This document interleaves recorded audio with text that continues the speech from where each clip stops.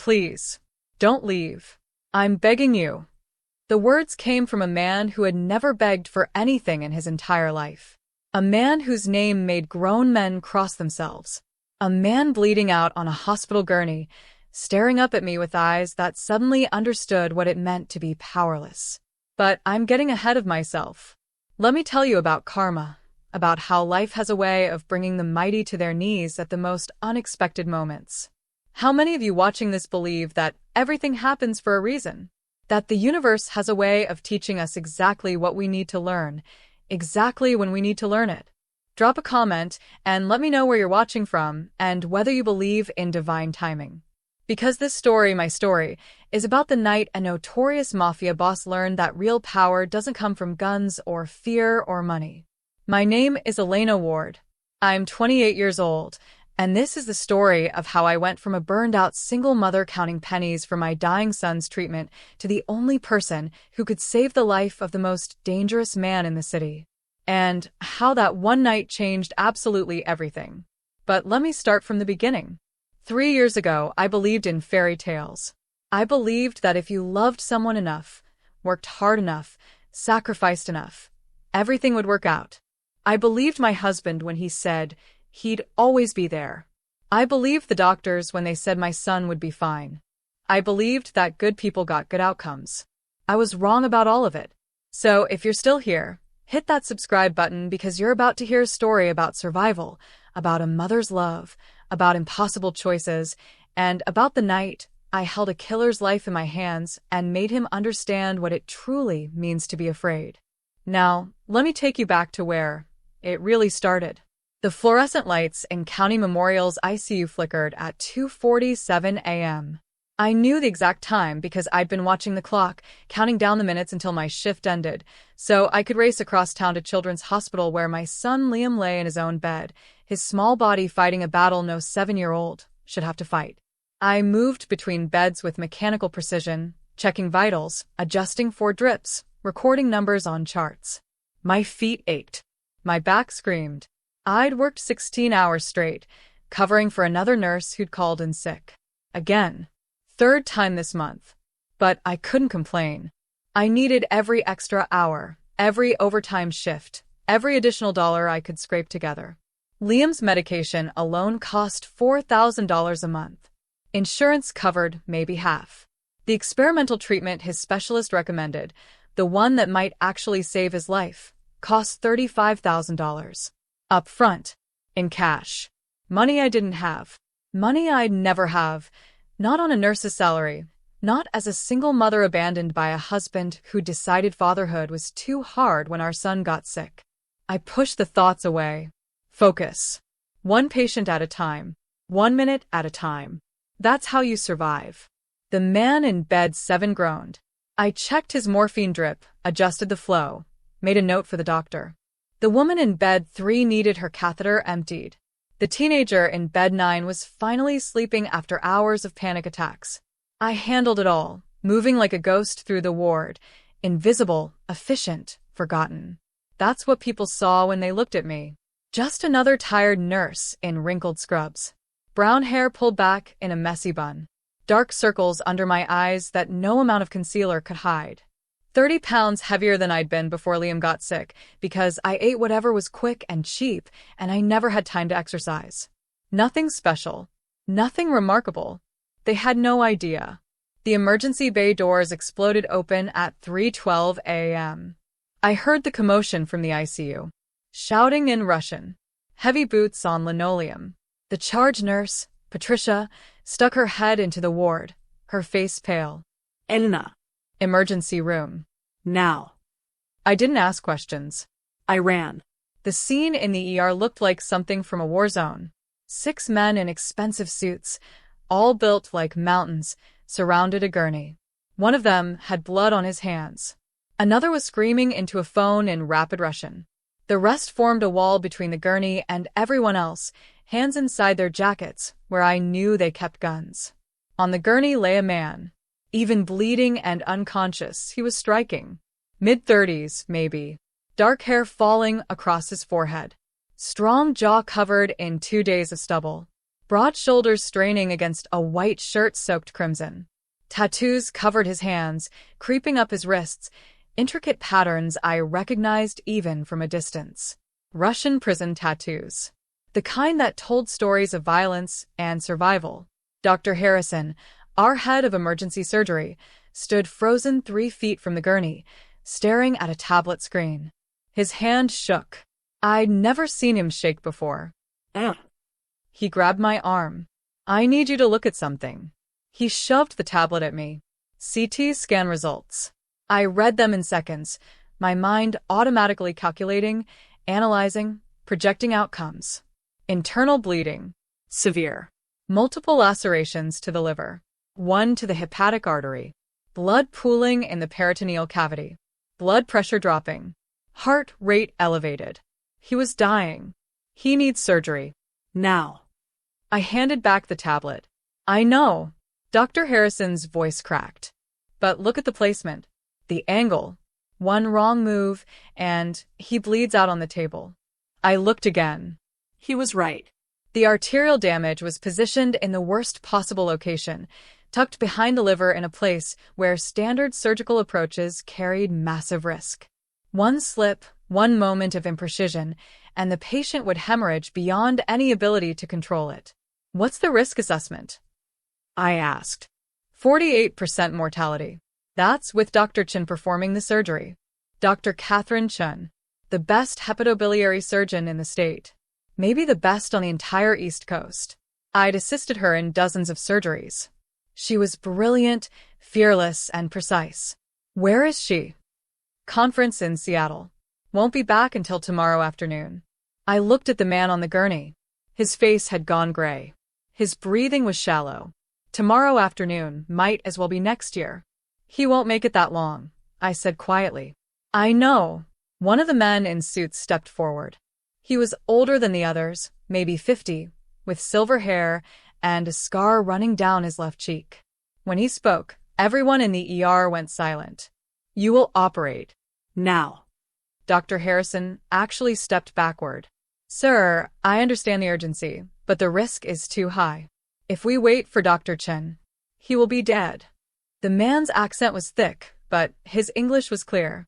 You have 10 minutes to begin surgery. I can't. I won't.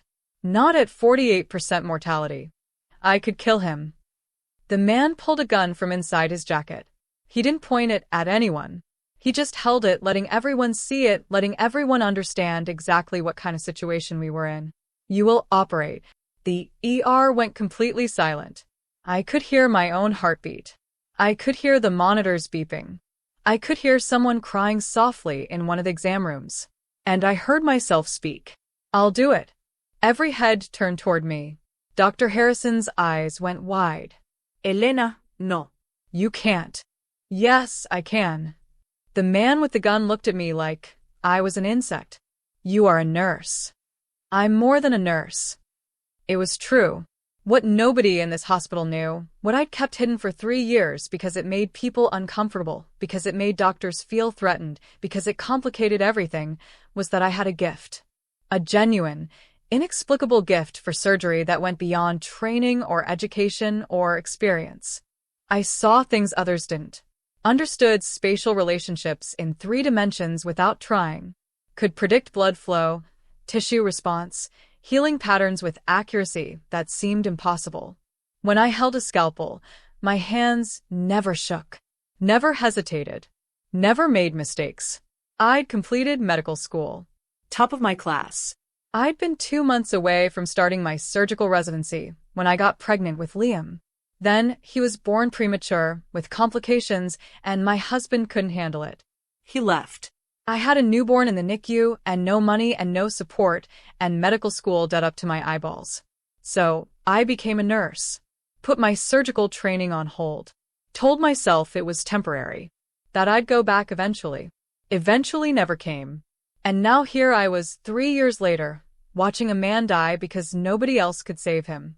I can do this surgery with less than 1% mortality risk. Dr. Harrison grabbed my shoulder. Elena, that's impossible. Even Dr. Chen can't guarantee better than 48% with this injury pattern. I'm not Dr. Chen. The man with the gun studied me. Really looked at me for the first time. I met his eyes and didn't blink. You can save him? Yes. If you are lying. I'm not lying. But I need something in return. The words came out before I could stop them. Before I could think. Before I could remember that negotiating with armed mobsters was insane. But I thought about Liam. About his pale face. About the way he'd looked at me yesterday and asked if he was going to die. About the $35,000 I didn't have. The man's eyes narrowed. You want money. I want $35,000. Cash. Before I start the surgery. The ER exploded. Dr. Harrison was shouting. Nurses were backing away. The other men in suits were reaching for their guns. But the silver-haired man held up his hand, and everyone froze. Done. He pulled out his phone, spoke rapidly in Russian. 2 minutes later, one of the younger men ran in carrying a duffel bag. The silver-haired man unzipped it, showing me stacks of cash. 35,000. Count it if you wish. I didn't count it. I grabbed the bag, shoved it at Patricia. Put this in my locker. Now. She took it, her hands shaking, and ran. I turned to Dr. Harrison. Get an OR ready. I need your best surgical team. And I need you to assist. Elena. He has less than an hour. Probably less than 40 minutes. Are you going to help me, or are you going to let him die? Dr. Harrison stared at me for a long moment. Then he nodded. Or 2. 5 minutes. I walked to the gurney. Up close, the man was even more striking. Even dying, there was something about him that radiated power. Danger. The kind of person you cross the street to avoid. His eyes fluttered open. They were dark gray, almost black. They focused on me with difficulty. I leaned close, checking his pupils, his skin color, his breathing rate. My fingers found his pulse. Weak. Thready. He was running out of time. What's your name? I asked. Mikhail. His voice was barely a whisper. Mikhail Orlov. The name sent a chill through me. I'd heard it before. Everyone had. Mikhail Orlov. The Reaper. The man who controlled half the organized crime on the East Coast. The man police couldn't touch. The man who made people disappear. And I was about to cut him open and hold his life in my hands. Mikhail, I'm going to save your life. But you need to understand something. His eyes fixed on mine. Once I start the surgery, you belong to me. Not your men. Not your money. Not your guns. Me. In that operating room, I am God. Do you understand? He tried to speak but couldn't. I saw fear in his eyes. Real fear. Maybe for the first time in his entire life. Do you understand? I repeated. He managed the smallest nod. Good. Then let's get you to surgery. They wheeled him away. I stood in the empty ER, my scrubs already marked with his blood, my heart pounding so hard I thought it might burst. What had I just done? I'd made a deal with the devil. Taken money from a monster. Promised to save a life that had probably destroyed hundreds of others. But when I closed my eyes, all I could see was Liam's face. My baby boy. My reason for breathing. And I knew I'd do it again. I'd do anything. Dr. Harrison appeared at my shoulder. Ireina, are you sure about this? I opened my eyes. No. But I'm doing it anyway. If he dies. He won't die. I walked toward the surgical floor, my feet moving automatically, my mind already running through the procedure step by step. I'd performed the surgery 100 times in my head, practiced on simulation models, studied every possible variation and complication. But I'd never done it for real. Not on a living patient. Not with armed mobsters standing outside the OR ready to kill everyone inside if I failed. The surgical suite was prepped. The team was ready. I scrubbed in, letting the hot water and soap wash away everything except focus. When I tied on my surgical mask and stepped into the OR, I became someone else. Someone calm. Someone certain. Someone who didn't make mistakes. Mikhail Orlov lay on the table, already anesthetized. Dr. Harrison stood across from me. 2 surgical nurses flanked us. The anesthesiologist monitored vitals from the head of the table. Everyone was watching me, waiting. doubting. I picked up the scalpel. Let's begin. The scalpel felt right in my hand, like coming home after years away, like breathing after holding your breath underwater. I made the first incision with steady pressure, watching the skin separate cleanly, perfectly. No hesitación. No tremor. My hands remembered what my mind had tried to forget. Suction, I said quietly. The nurse responded immediately. Blood cleared from the field. I could see everything now, the layers of tissue, the damaged areas, the roadmap to keeping Mikhail Orlov alive. Dr. Harrison watched from across the table. I could feel his tension, his doubt. He'd known me for 3 years as a competent nurse. Nothing more. Now he was watching me work with a precision that made his own surgical skills look clumsy. Retractor. The nurse handed it over. I positioned it, opening the surgical field wider. There. I could see the liver damage now, the torn hepatic artery hiding behind the organ's curve exactly where the CT scan had shown it. That angle, Dr. Harrison breathed. Ireina, if you nick the portal vein. I won't. I reached in with steady hands, my fingers exploring by touch what my eyes couldn't fully see. I felt the tear in the artery, felt the blood pulsing weakly around it. The hepatic artery was smaller than my pinky finger. One wrong move and Mikhail would bleed out in seconds. I worked for 2 hours. Maybe 3. Time disappeared in the OR. There was only tissue and blood and the delicate work of repairing what violence had destroyed. When I finally stepped back, the bleeding had stopped. The repairs were clean. The liver tissue looked healthy, pink, viable. Mikhail's vitals had stabilized. Close him up, I told Dr. Harrison. He stared at me. Ireina, that was incredible. I've never seen anyone work like that. Just close him up. I need to check on my son. I stripped off my gloves, my mask, my surgical gown. My hands were steady. My heartbeat was normal. I just performed the surgery of my career, and all I could think about was getting across town to see Liam before he woke up. The silver-haired man was waiting outside the OR. Behind him stood the wall of suited guards. He will live. Yes. But he'll need careful monitoring. At least a week in intensive care, maybe 2. And he cannot, under any circumstances, engage in strenuous activity for at least 6 weeks. The man nodded slowly. You have our gratitude. I have your money. That's all I need. I walked past them, heading for the locker room. My hands started shaking the moment I was alone. I gripped the sink, staring at my reflection in the mirror. What had I just done? Y desabaquille. Taken blood money. Crossed a line I could never uncross. But when I opened my locker and saw that duffel bag full of cash, I thought about Liam's treatment, about the experimental therapy that could save his life, about finally having hope. I grabbed the bag and ran. Children's Hospital was across town. I made it there by 6 a.m., still in my scrubs, carrying a duffel bag that probably looked like I'd just robbed a bank. Liam was awake. He looked so small in that hospital bed, surrounded by monitors and tubes and machines keeping him alive. His skin had that translucent quality that terrified me, like I could see right through him to his fragile bones. Nana. His face lit up when he saw me. I dropped the bag and ran to him, wrapping my arms around his tiny body as carefully as I could, terrified of hurting him, of pulling out in 4, of causing him any more pain. Hey, baby. How are you feeling? Okay, I guess. The night nurse was nice. She let me watch cartoons after midnight. I kissed his forehead. He felt warm. Too warm. Are you having fever again?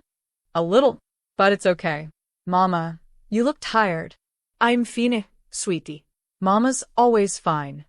He studied me with those old eyes, too wise for a 7-year-old. Did you work all night again? Yes. But I have good news. His eyes widened. Really? Really? We can start your new treatment. The one Dr. Patel told us about. Liam's whole face transformed. For a moment, he looked like a normal 7-year-old boy, full of hope and life and possibility. The one that might make me better? For real? For real. He threw his thin arms around my neck. Thank you, Mama. Thank you. Thank you. Thank you. I held him and let him believe that everything was going to be okay. That I hadn't just sold a piece of my soul to make this happen. That the money in that duffel bag wasn't stained with blood and violence. Dr. Patel arrived an hour later. I showed her the cash, explained that I'd been saving up, that I finally had enough. She didn't ask questions.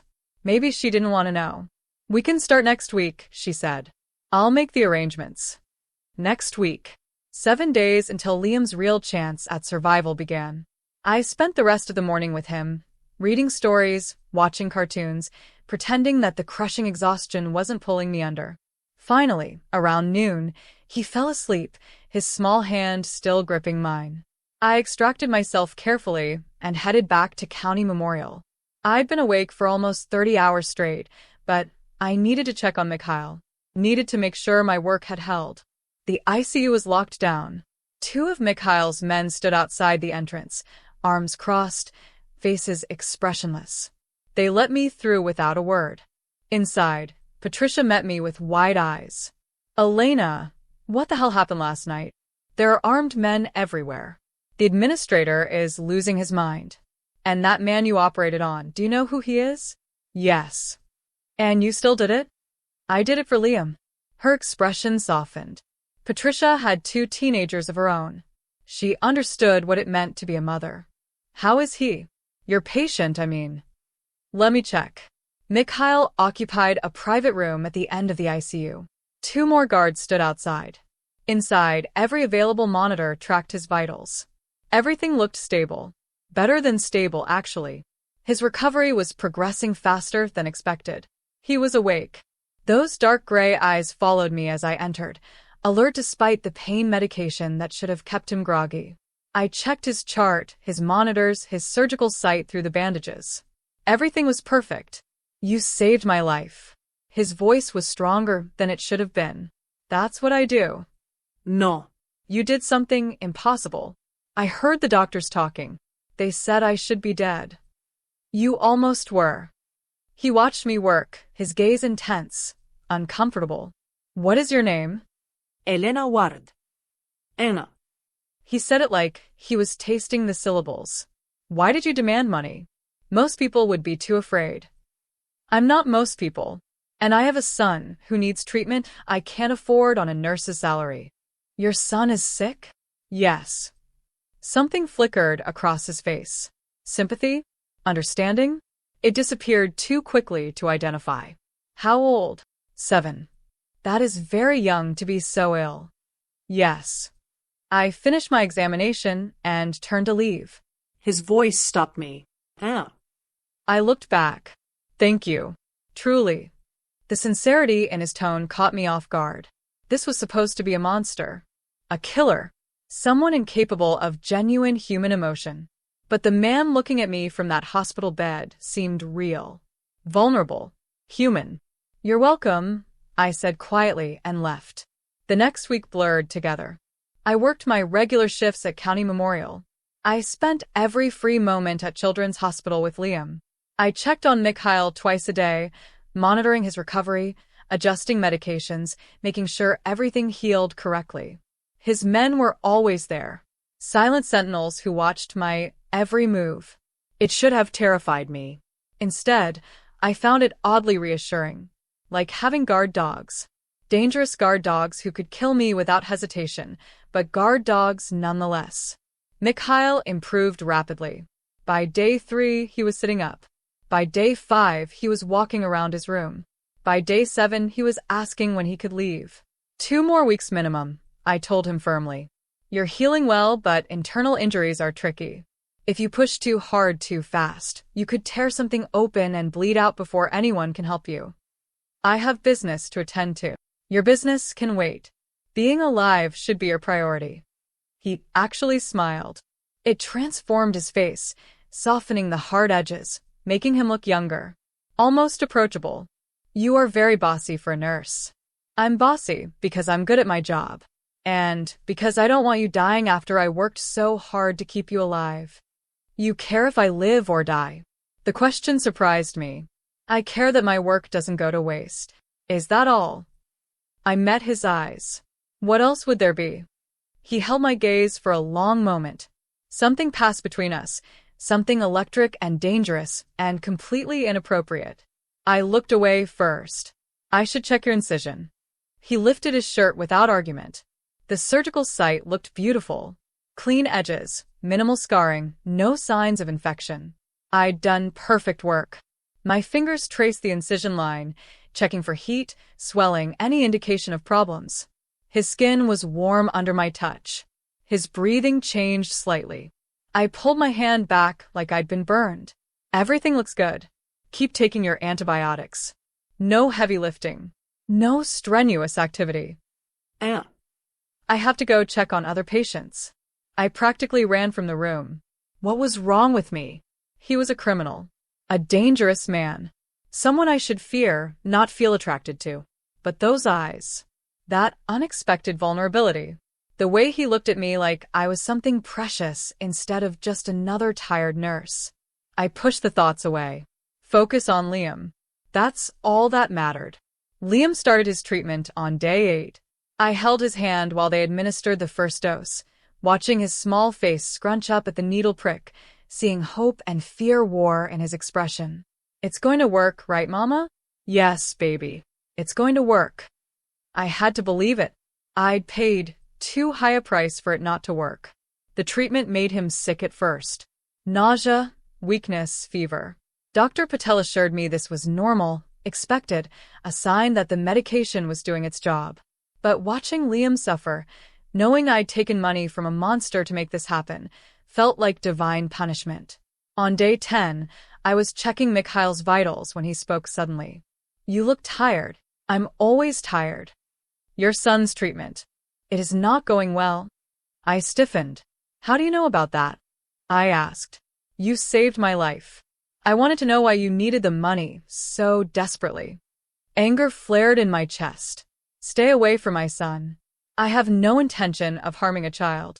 I simply wanted to understand. There's nothing to understand.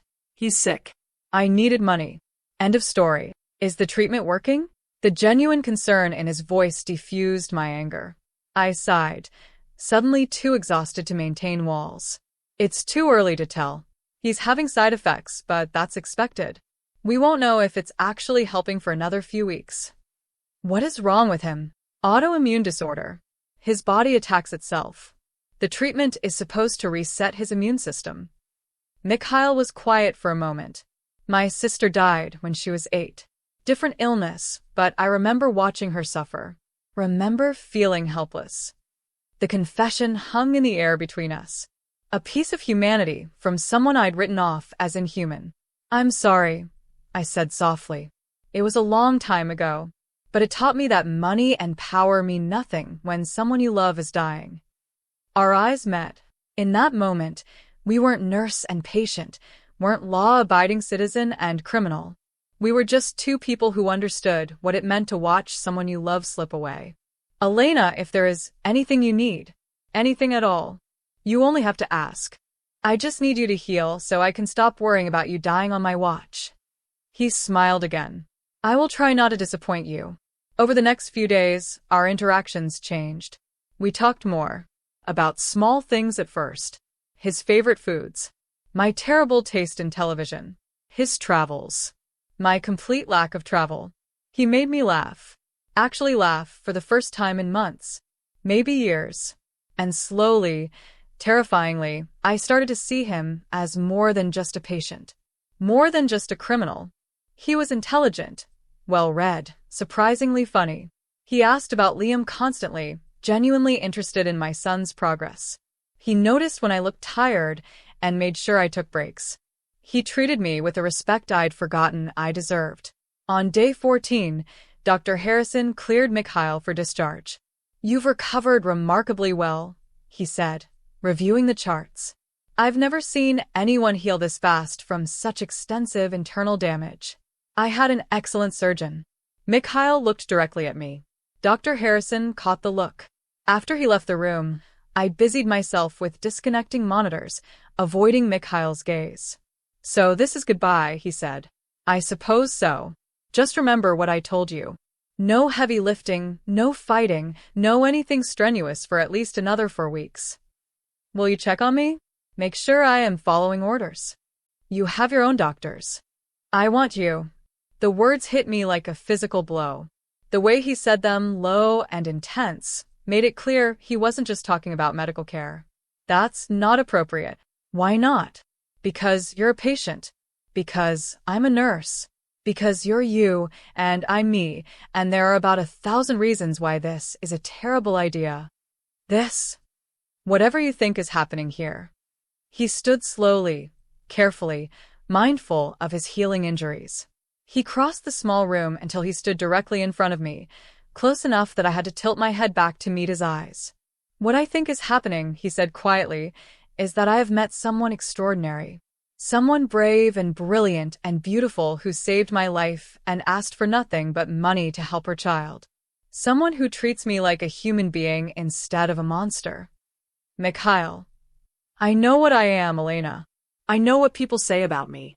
Most of it is true. I have done terrible things. Hurt people. Destroyed lives. I am not a good man.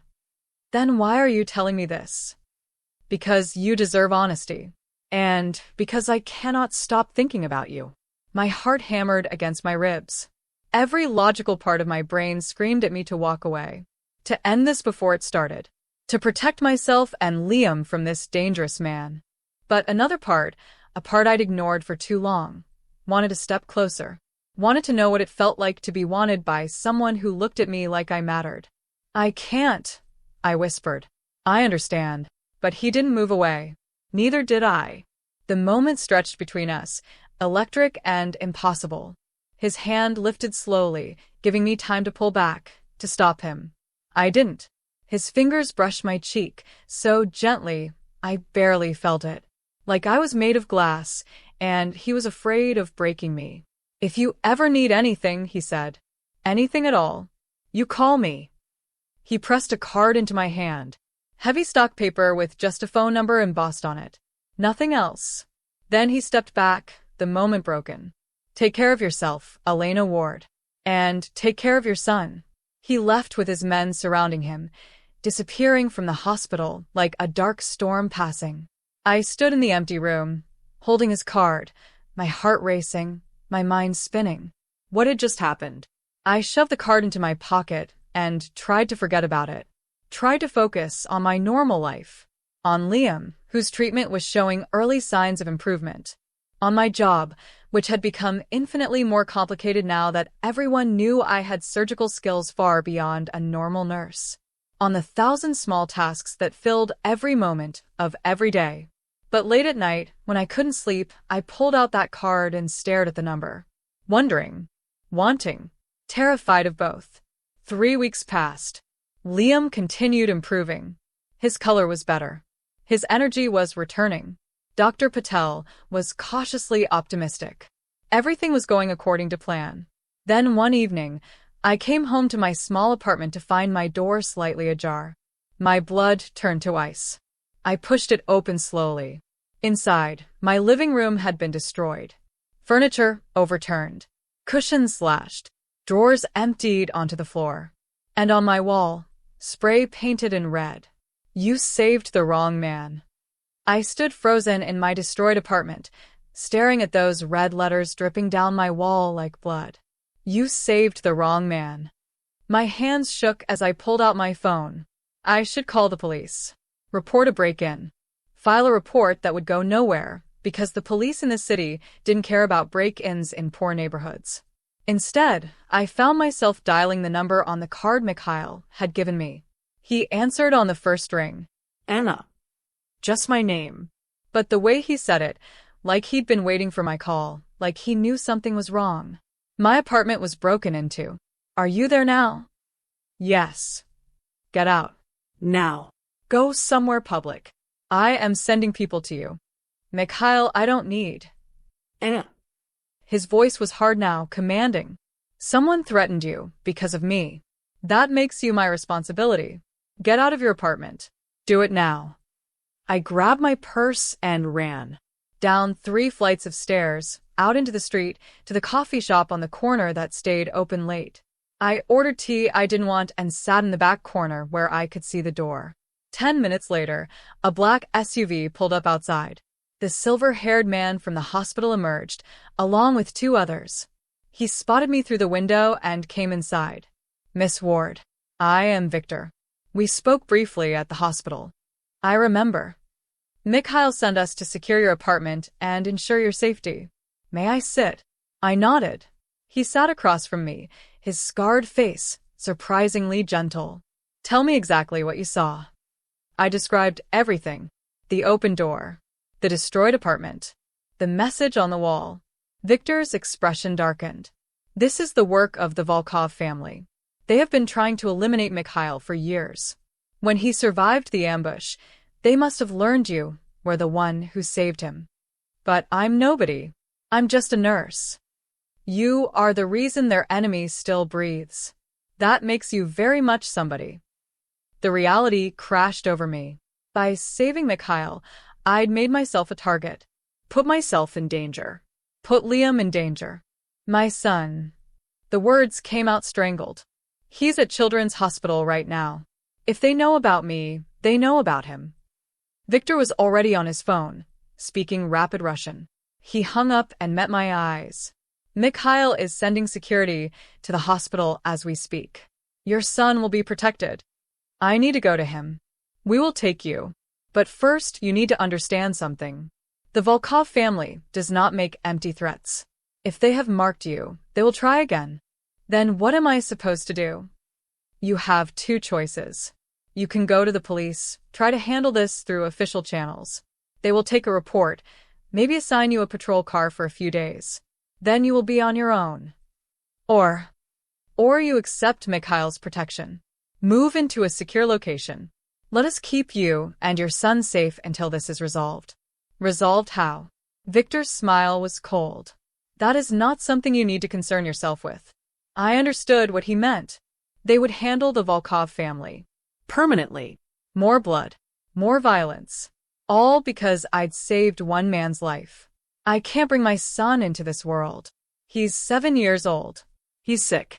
He needs stability, not armed guards and safe houses. With respect, Miss Ward, your son needs to be alive. Right now, that is not guaranteed unless you accept help.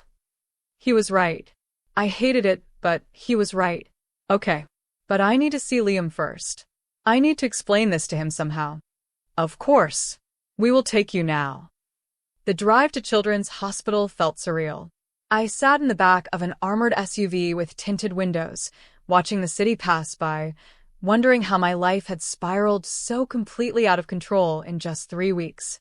We arrived to find 2 more of Mikhail's men stationed outside Liam's room. Inside, my son was awake, looking scared. Mama, what's happening? Who are those men? I sat on his bed and took his small hands in mine. How do you explain organized crime and death threats to a 7-year-old? Remember how Mama had to do a very important surgery a few weeks ago? He nodded. Well, the person I helped has some people who are angry that he's okay. And those angry people want to scare me. Are they going to hurt you? No, baby. Absolutely not. The men outside, they're here to make sure we're both safe. But we might need to stay somewhere different for a little while. Somewhere with lots of security. Like witness protection? His eyes went wide. Like in the movies? Leave it to a 7-year-old to find this exciting instead of terrifying. Sort of like that, yes. Cool. Will I still get my treatment? Yes. Every single dose. I promise. Then it's okay. As long as we're together, Mama. I hugged him tight, breathing in his little boy's smell, feeling his heartbeat against mine. As long as we were together, that's all that mattered. Dr. Patel arrived an hour later, looking concerned. Ireina, there are armed men outside your son's room. What's going on? I explained as much as I could without revealing too much. She listened with growing alarm. This is serious. Ireina, maybe you should consider police protection. The police can't help. But I have protection. Private security. From who? People who owe me. She studied me for a long moment. The man you operated on. The emergency surgery 3 weeks ago. It wasn't a question. Yes. Ireina, do you understand what you're getting involved in? I didn't have a choice. They threatened us. And now you're accepting help from a criminal. I'm accepting help from someone who can actually keep us safe. Dr. Patel, if I go to the police, what happens? They take a report. Maybe put a patrol car outside my apartment for a few days. Then what? These people don't go away. They don't give up. But Mikhail can handle them. At what cost? I didn't have an answer for that. Dr. Patel sighed. I need to know where Liam will be. His treatment schedule cannot be interrupted. I'll make sure you have all the information. He won't miss a single dose. She nodded reluctantly. I'll arrange for mobile treatment administration, if necessary. But Ireina, please be careful. Once you're in that world, it's very hard to get out. After she left, I sat with Liam until he fell asleep. Victor waited patiently in the hallway. Finally, when I couldn't delay any longer, I stepped outside. Where are we going? To one of Mikhail's properties. A penthouse downtown. Very secure. Your son can be transferred there tomorrow, along with everything he needs for his treatment. I need to get some things from my apartment. Already done. Your belongings are being packed and moved as we speak. Of course they were. When you had money and power, problems got solved before you even articulated them. The penthouse was stunning. Floor-to-ceiling windows overlooking the city. Modern furniture. A kitchen bigger than my entire apartment. 3 bedrooms, each with its own bathroom. And Mikhail, standing in the living room, waiting for me. He looked good. Fully recovered. Wearing dark jeans and a black sweater that emphasized his broad shoulders. His face was harder than I remembered, all traces of patient vulnerability gone. This was the man people feared. Ireina. I am sorry this happened. Are you? Because this is your fault. Your world. Your enemies. Yes. It is. And I will fix it. How? By killing them? By starting a war? If necessary. The casual way he said it chilled me. This was his reality. Violence and death were tools he used as easily as I used a scalpel. I don't want that. I don't want anyone dying because of me. They will not be dying because of you.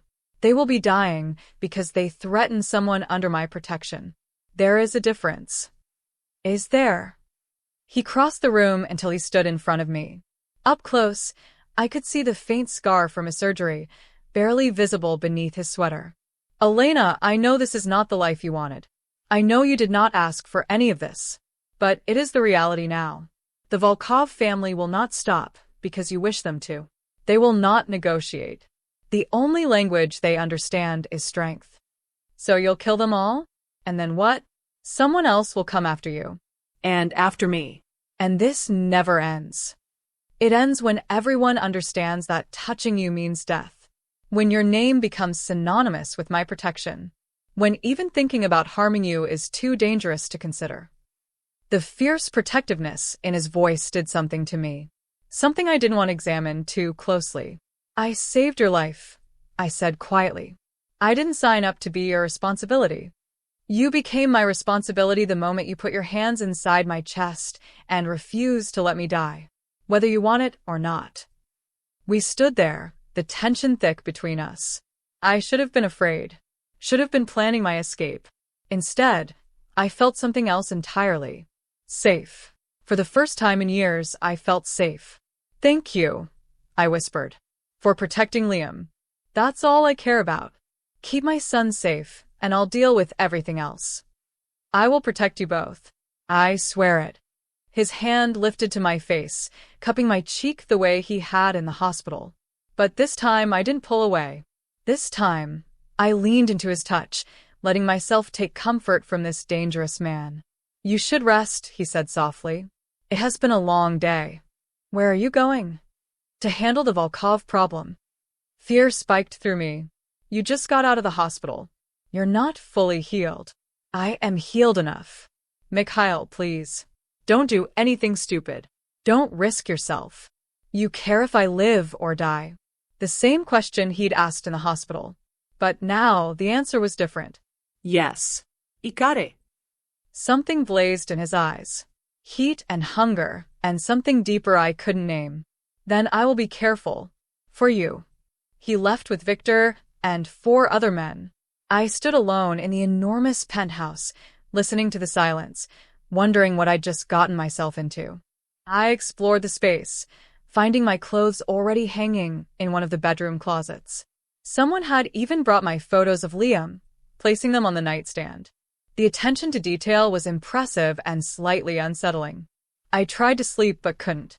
Every time I closed my eyes, I saw that message on my wall. Red paint dripping like blood. A promise of violence. Around 3 a.m., I heard the door open.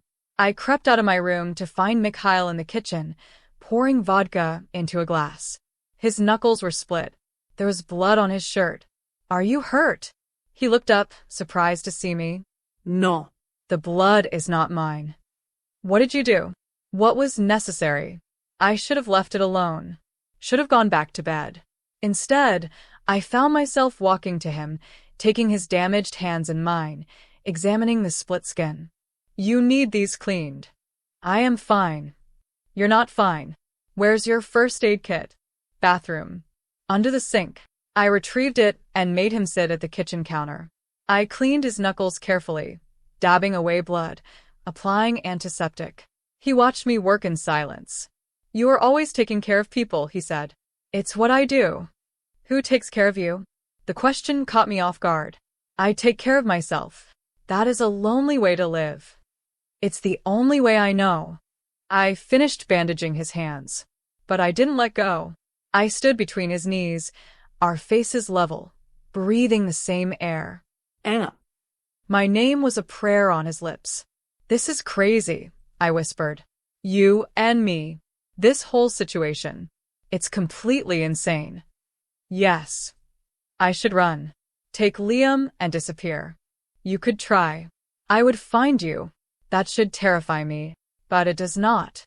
He was right. It didn't. Instead, I felt drawn to him like gravity, inevitable and inescapable. "What are we doing?" I asked. "I do not know. But I do not want to stop." His hands settled on my waist, careful of his bandaged knuckles. I could feel the heat of him through my thin pajamas. Could smell blood and vodka, and something uniquely him. "If I kiss you," he said quietly, "there is no going back. You understand this." "I understand. You will be mine. And I will be yours. In my world, that is a bond not easily broken. And if I say no, then I will still protect you, still keep you safe, still want you every moment of every day. But I will not touch you again." The choice was mine. Walk away or step closer. Safety or surrender. I leaned in and pressed my lips to his. The kiss was gentle at first, questioning. Then his hand tangled in my hair, and the gentleness shattered. He kissed me like he was drowning and I was air. Like he'd been waiting for this moment since the first time our eyes met. I kissed him back with equal hunger. Months of loneliness and fear and exhaustion pouring into this connection with someone who saw me, really saw me, for the first time in years. When we finally broke apart, both breathing hard, he pressed his forehead to mine. "You are mine now, Ireina Ward. And God help anyone who tries to take you from me." I should have been afraid of the possessiveness in his voice. Instead, I felt claimed, wanted, protected. "What happens now?" I asked. "Now we keep you safe. We get your son healthy. And we see where this goes." "And the Volkov family?" "Already handled. You do not need to worry about them again." I didn't ask what that meant. Didn't want to know the details of what he'd done in the last few hours. Some truths were better left unspoken. He walked me back to my room, kissed me once more at the door, then left me alone. I lay in bed, my lips still tingling, my heart still racing, knowing that everything had just changed. I'd stepped across a line tonight. Kissed a killer. Accepted protection from a monster. Allowed myself to feel something for someone who lived in a world of violence and darkness. But when I touched my lips, remembering the feel of his mouth on mine, I couldn't bring myself to regret it. The next morning, Liam was transferred to the penthouse. A team of medical professionals came with him, setting up a full treatment suite in one of the spare bedrooms. Dr. Patel supervised everything, her disapproval evident, but her professionalism intact. Liam thought it was the greatest adventure of his life. He explored every room, marveled at the view, asked a million questions about the security team. When he met Mikhail, his eyes went wide. "Are you a superhero?" Mikhail looked startled. No. "Why would you think that?" "Because you have people protecting us. And Mama says you're very important. So you must be like Batman or something." To my complete shock, Mikhail smiled. A real, genuine smile that transformed his entire face. "I am not a superhero, but I do try to protect people who matter." "Like Mama?" "Especially your mama." Liam grinned. Cool. "Do you want to see my Lego collection? I brought it with me." "I would be honored." I watched Mikhail follow my son to his room, this dangerous man letting a 7-year-old boy chatter at him about Legos, and something in my chest cracked open. This was dangerous. Not just because of the violence and the threats and the criminal world, but because I was falling for him. Actually falling for someone who could never give me a normal life. Who could never be the safe, stable partner a single mother should want. But when he looked at me over Liam's head, his eyes soft and warm, I couldn't bring myself to care about should. The next 2 weeks fell into a strange routine. Liam received his treatment. I worked remotely, consulting on cases at County Memorial. Mikhail conducted his business from the penthouse, his men coming and going at all hours. And slowly, carefully, we built something together. He taught Liam chess, read him stories before bed, made him laugh with terrible jokes. He was gentle with my son in a way that contradicted everything I knew about him. With me, he was different. Intense. Possessive. He touched me constantly, small gestures that claimed ownership. A hand on my back. Fingers threading through mine. Lips on my temple. We hadn't slept together yet. Hadn't gone beyond kissing. But the tension built every day, thick and electric, waiting for one of us to break. It broke on a Tuesday night. Liam was asleep. The penthouse was quiet. I found Mikhail on the balcony, looking out at the city lights. "Can't sleep?" I asked. "Too much on my mind." I joined him at the railing. The night air was cool. Below us, the city pulsed with life, unaware of the drama playing out in this tower. "What are you thinking about?" He turned to look at me. You. Us. "How this happened?" "Regrets?" Never. "You?" I considered the question. 3 weeks ago, my life was small but safe. Now it was complicated and dangerous and completely unpredictable. No regrets. And He cupped my face in both hands. "I need you to understand something. This life I live, it is not safe. It is not normal. There will always be threats. Always be danger." "I know. And you still want this?" "I want you." The words hung between us. Simple. true. Impossible to take back. He kissed me then, deep and claiming. And this time, when he lifted me into his arms and carried me to his bedroom, I didn't stop him. That night, we crossed the final line. Became something more than protector and protected. More than patient and healer. We became everything. Afterward, lying in his arms, his fingers tracing patterns on my bare skin, I felt something I hadn't felt in years. Hope. Maybe this could work. Maybe we could build something real from this impossible situation. Maybe love could bloom even in darkness. I fell asleep believing it. I woke to Victor's voice, urgent and sharp. "Mikhail, we have a problem." I opened my eyes to find Mikhail already out of bed, pulling on clothes, his face hard. "What kind of problem?" "The Volkov family. They did not take our message seriously. They have sent people to Children's Hospital." My blood turned to ice. "But Liam isn't there anymore." "They do not know that. But they are taking hostages, demanding you return their heir that you saved." "Their heir?" I sat up, pulling the sheet around me. "What are you talking about?" Mikhail turned to face me, his expression grim. "There is something I did not tell you. The ambush that nearly killed me, it happened during a meeting with the Volkov family. Their leader's son was there. He was also injured. He died while you were saving me. The room tilted. You're saying I had to choose? No. You never had a choice. His injuries were too severe. He was dead before the ambulance arrived. But his father believes you could have saved him, that you chose me instead. That's insane. I saved the only person who could be saved. Truth does not matter to him. Only revenge. And now he is at the hospital where your son should be, demanding you appear, or he starts killing people. I was already moving, grabbing clothes, my mind racing. We have to stop him. Those are innocent people. Elena, no. You cannot go there. I have to. If people die because of me, they will not die because of you. They will die because Viktor Volkov is a madman. Mikhail grabbed my shoulders. I will handle this. How? His eyes were cold. The only way he understands. I understood what that meant. More death. More violence. An ending written in blood. There has to be another way. There's not. Not anymore. He kissed me hard, then released me. Victor. Get everyone ready. We end this tonight. As he walked away, I realized the truth. This was my life now. Violence and protection. Love and danger. A world where saving one life meant condemning others. And despite everything, I wasn't sure I wanted to leave. I refused to stay behind. Mikhail argued. Victor argued. Every single one of his men tried to convince me that going to the hospital was suicide. But I'd spent 3 years as a nurse in that building. I knew every hallway, every exit, every hiding place. And I knew the people Viktor Volkov was threatening. You need me, I told Mikhail firmly. I can get us inside without being seen. I know the building better than any blueprint. His jaw clenched. If something happens to you, then you'll have to live with it. But those people are in danger because of me. I'm not hiding while they die.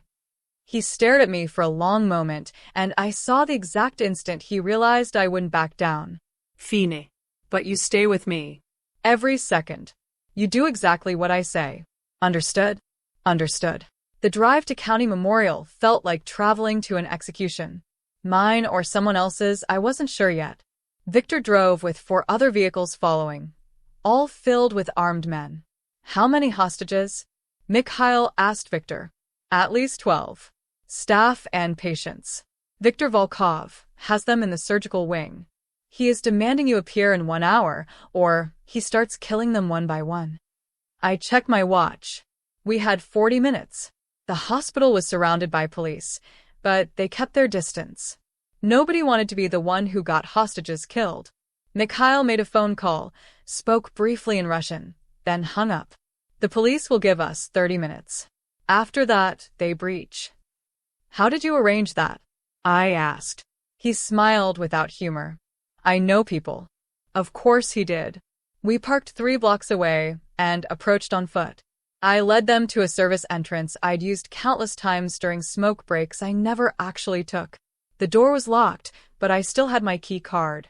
It worked. Inside, the hospital was eerily quiet. No overhotpajes. No bustling staff. Just empty hallways and the hum of machines. I guided them through the maze of corridors, avoiding main routes, sticking to supply halls and maintenance passages. We made it to the floor below the surgical wing without encountering anyone. The stairwell here connects directly to or prep, I whispered. But there's no cover. If they have someone watching, they will, Mikhail said. Victor is many things, but he is not stupid. Victor the man, not Viktor Volkov. I was going to have to keep that straight. Then how do we get up there? Mikhail looked at his Victor. Some silent communication passed between them. There is another way, Victor said. But it is not pleasant. Show me. He led us to a freight elevator used for moving equipment and bodies to the morgue. We crowded inside, the walls closing in, the air stale. When the doors opened on the surgical floor, we emerged in a storage area behind the operating rooms. I could hear voices now. Crying. Someone begging in broken English. My hands clenched into fists. Those were my colleagues. People I'd worked beside for years. Mikhail's hand found mine, Squeezed once. A promise. We would save them. We crept forward until we could see into the main surgical suite. Viktor Volkov stood in the center, surrounded by 6 armed men. The hostages were zip-tied and sitting on the floor. I recognized Patricia, Dr. Harrison, 3 other nurses, 2 orderlies, and 4 patients in hospital gowns. Viktor Volkov was older than I expected, maybe 60, with iron-gray hair and a face carved from granite. He paced like a caged animal, checking his watch every few seconds. 5 minutes, he announced in heavily accented English. Then the nurse dies first. The one who saved him instead of my son. Patricia sobbed. She thought I was coming. Thought I would sacrifice myself. I started to stand, but Mikhail pulled me back down. Not yet, he breathed in my ear. Trust me. He signaled to his men. They spread out silently, taking positions. Viktor checked his watch one more time, then handed his phone to one of Mikhail's men. Call him. Tell him we are ready. I didn't understand what was happening until Mikhail stood up, walking into the open with his hands raised. Viktor. It is time we talked. Every gun in the room swung toward him. Viktor Volkov's face twisted with rage.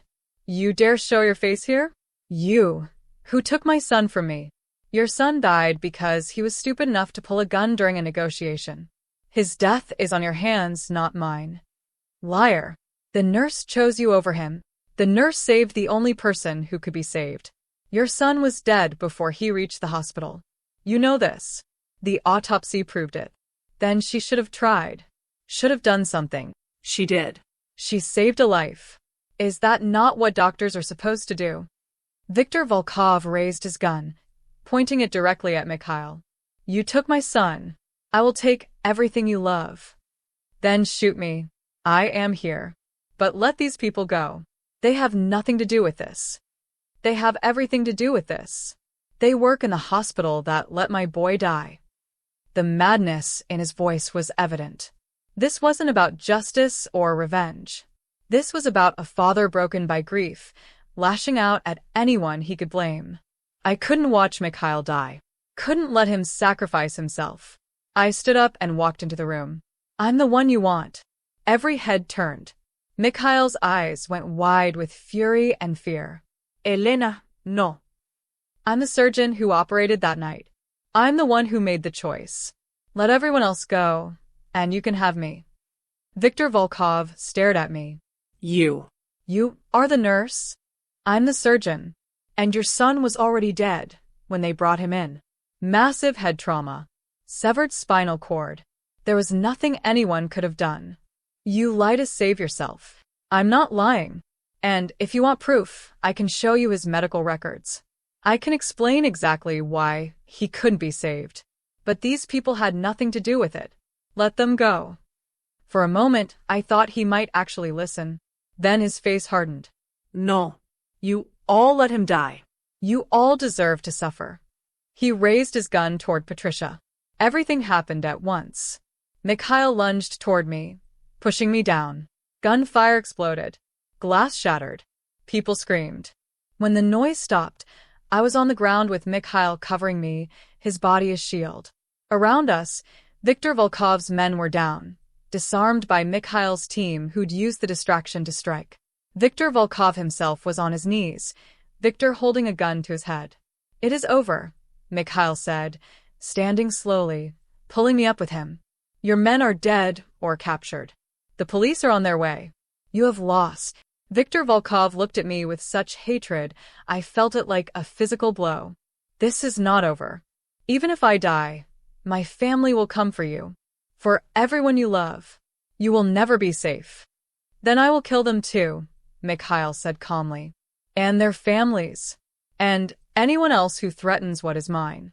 There will be no end to my vengeance until every Volkov is dead or too afraid to speak your name. The cold certainty in his voice sent chills down my spine. This was the man people feared. The killer hiding behind gentle hands and soft kisses. Police burst in seconds later, weapons drawn. They took in the scene, the bodies, the hostages, the standoff. The next hours were chaos. Statements. Questions. More questions. I told them everything and nothing, explaining only what they needed to hear. Self-defense. Hostage rescue. Heroes, not criminals. They wanted to believe it. Wanted this nightmare to end quietly. So they did. By the time we left the hospital, the sun was rising. I was exhausted, covered in someone else's blood, shaking with delayed shock. Mikhail bundled me into the SUV and held me the entire drive home. I pressed my face against his chest and tried not to think about how many people had died tonight because I'd saved his life.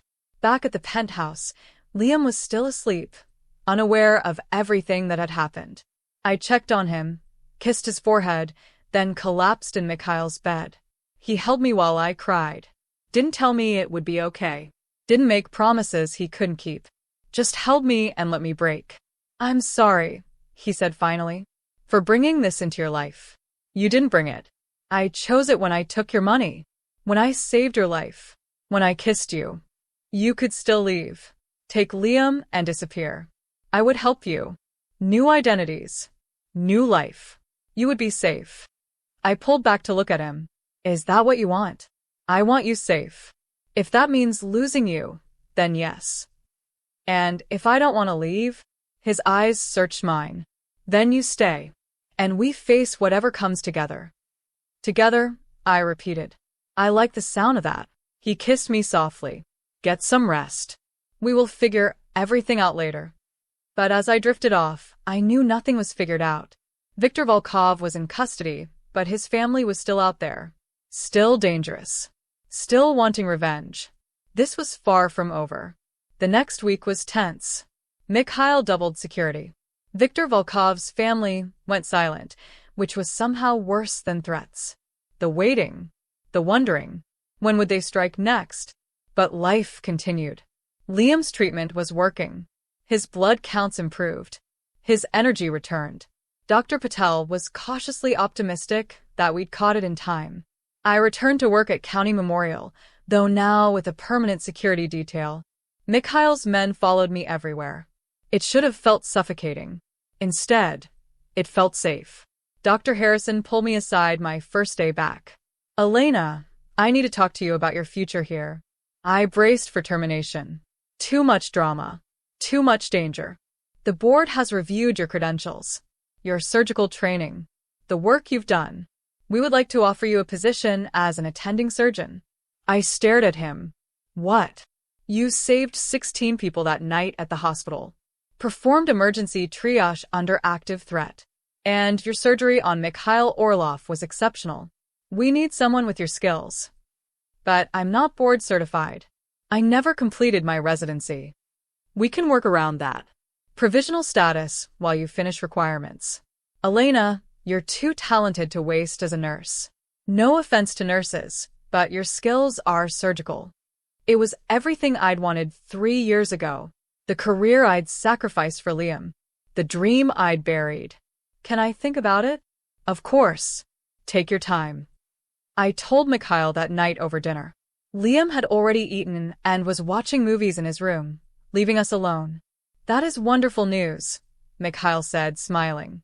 "You should accept." "You think so? You are brilliant. You should use that brilliance." "But the hours, the commitment, it would mean less time with Liam." "Liam is getting better. And he is old enough to understand that his mother has dreams too." I studied him across the table. "You really think I should do this?" "I think you should do whatever makes you happy."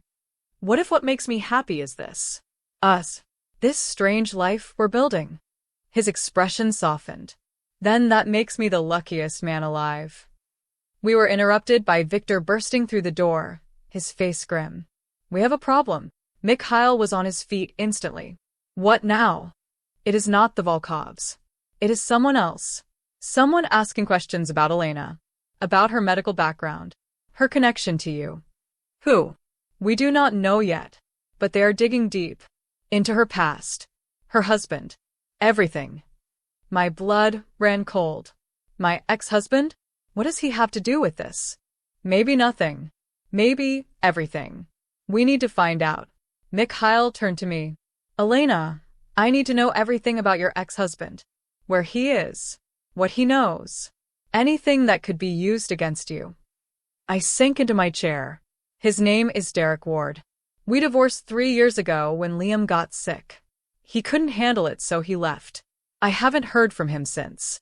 Do you know where he is? Last I knew, he moved to Florida. Started over with someone new. We will find him. Question him. Mikhail, if he's involved in this, then we will handle it. But Ireina, if someone is investigating you this thoroughly, they are looking for leverage. Anything they can use to hurt you or get to me through you. We need to know what they know. The investigation took 3 days. 3 days of waiting and worrying and jumping at every shadow. Then Victor returned with news. We found Derek Ward. He is still in Florida. And he has been contacted by someone claiming to be from the FBI. The FBI? My voice came out strangled. Why would they contact him about me? That is the interesting part. The person claiming to be FBI is not FBI. They are a private investigator hired by someone to build a case against Mikhail. And they think you are the key. Mikhail's expression was deadly calm. They think Ireina will turn witness against me. Yes. They believe if they pressure her enough, threaten to take her son, she will cooperate. I felt sick. Who hired them? That is what we are still trying to find out. But whoever it is has resources, money, connections. Over the next days, we learned more. The private investigator had been asking questions all over the city. At the hospital, at Liam's school, among my few friends, building a profile, looking for weaknesses. And they'd found Derek.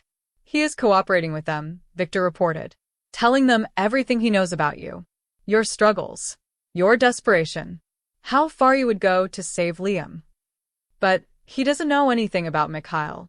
We were divorced before I even met him. He knows you took money from someone, knows you suddenly could afford Liam's treatment. He is helping them fill in blanks. Mikhail paced the penthouse like a caged tiger. We need to shut this down. Now. How? I asked. He stopped, turned to face me. We give them what they want. Or at least make them think we are giving them what they want. I don't understand. You meet with this investigator. Tell them you are afraid of me. That I am forcing you to stay. That you want out but are too scared to leave. You want me to lie? I want you to set a trap. If we can identify who hired them, we can end this threat permanently.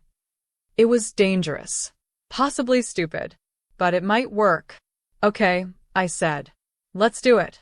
The meeting was set at a coffee shop downtown. Neutral ground. Public. Safe. I wore a wire. Mikhail's men were positioned at every exit.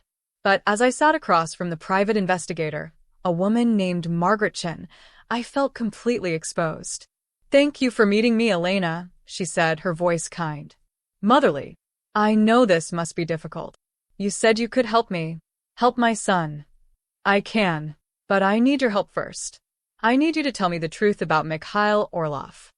What do you want to know? Everything. How you met. What he's involved in. What he's made you do. I gave her the story we'd rehearsed. How I'd been desperate. How I'd saved his life and gotten trapped in his world. How I wanted out but was too afraid. She listened with sympathy, taking notes, nodding in all the right places. Ireina, what you're describing is coercion. Potentially kidnapping.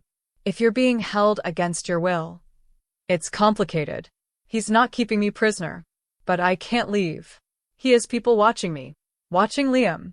If I try to run, I don't know what he'll do. We can protect you. Put you in witness protection. You and your son. New identities. New life. You'd be safe. In exchange for what? Testifying against him. Yes. We need someone on the inside. Someone who can provide evidence of his criminal activities. There it was. The real ask. I don't know anything about his business. I'm just a nurse. You're more than that. You're his lover. You live in his home. You must hear things. See things. I pretended to hesitate. Even if I did, testifying against him would be suicide. His organization is everywhere. Not if he's in prison. Ireina, we're building a case against the entire Orlov organization. But we need an insider. Someone credible. Someone sympathetic. A single mother just trying to save her child. A jury would believe you.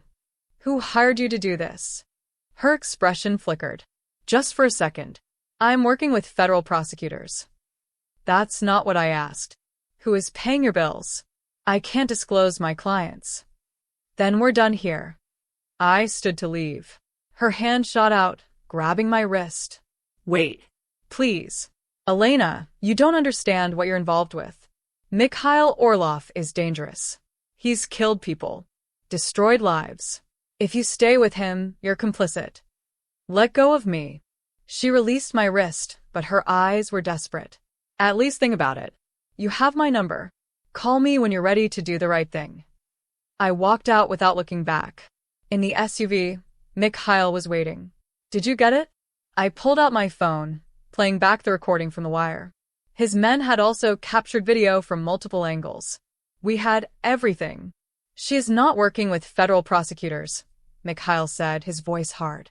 Real feds would never approach a potential witness this way. This is private. Someone with a vendetta. Can we trace her? We already are. Victor has people on it. 2 days later, we had our answer. And it was worse than I'd imagined. Margretchen was hired by a consortium of Mikhail's business rivals. People who wanted him gone, his territory divided. They'd thought I was the weak link. The sympathetic figure, who could bring him down from the inside. But there was more. Derek, my ex-husband, wasn't just cooperating. He was one of the people who'd suggested targeting me. Who'd told them about Liam's illness. About my desperation. About how I'd do anything for my son. He'd sold me out for $50,000. I stood in Mikhail's office, staring at the evidence spread across his desk. Bank statements. Recorded conversations. Proof of Derek's betrayal. I want to talk to him, I said quietly. Ireina. I want to talk to him. Face to face. Mikhail studied me for a long moment, then nodded. We will bring him here. They grabbed Derek 3 days later, pulled him right out of his apartment in Florida, and put him on a private plane. By the time he arrived at the penthouse, he was terrified. Good. They brought him to Mikhail's office, where I waited. He looked older than I remembered. Softer.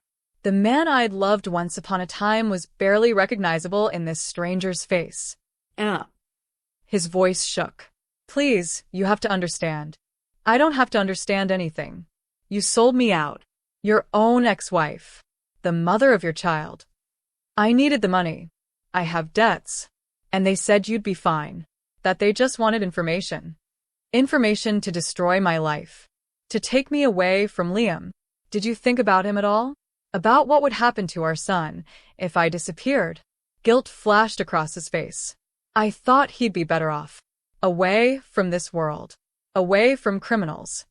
You thought he'd be better off without his mother? He's sick because of your genes. You're the reason he has this disease. The accusation hit like a slap. Mikhail moved, but I held up my hand, stopping him. Get out, I said quietly. Get out before I let him kill you. Ireina, please. You walked away when Liam was dying. You abandoned us when we needed you most. And now you try to destroy the one person who's actually helped us. You're not his father anymore. You're nothing. Derek looked at Mikhail, searching for mercy. He found none. If you ever contact Ireina again, Mikhail said softly, if you ever speak her name, if you even think about her or your son, I will know. And I will end you. Do you understand? Derek nodded frantically. Now get out of my city, out of this state, and pray I never have reason to remember you exist. They dragged Derek out. I stood there shaking, feeling nothing and everything at once. Mikhail's arms came around me from behind, solid and warm. You are stronger than you know, he murmured against my hair. I don't feel strong. I feel used, betrayed. Again. He was weak. You're not. You never were. I turned in his arms, pressing my face against his chest. What happens now? To the people who hired him? I handle them. Quietly. Permanently. They will not threaten you again.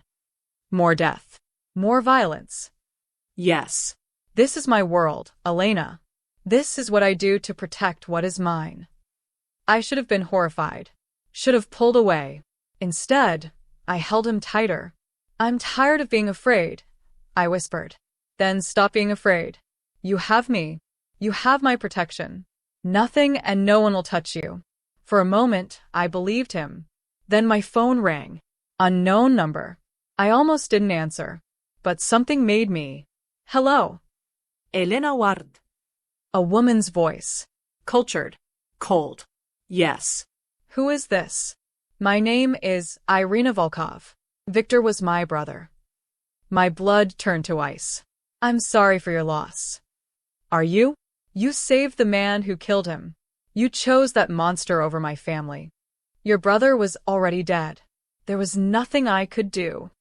That is what you tell yourself to sleep at night. But I know the truth. You could have tried. You chose not to. What do you want? I want you to understand that this is not over. My father may be in prison. My other brothers may be dead. But I am still here. And I am patient. I will wait months. Years if necessary. But eventually you will let your guard down. And when you do, I will take everything from you just as you took everything from me.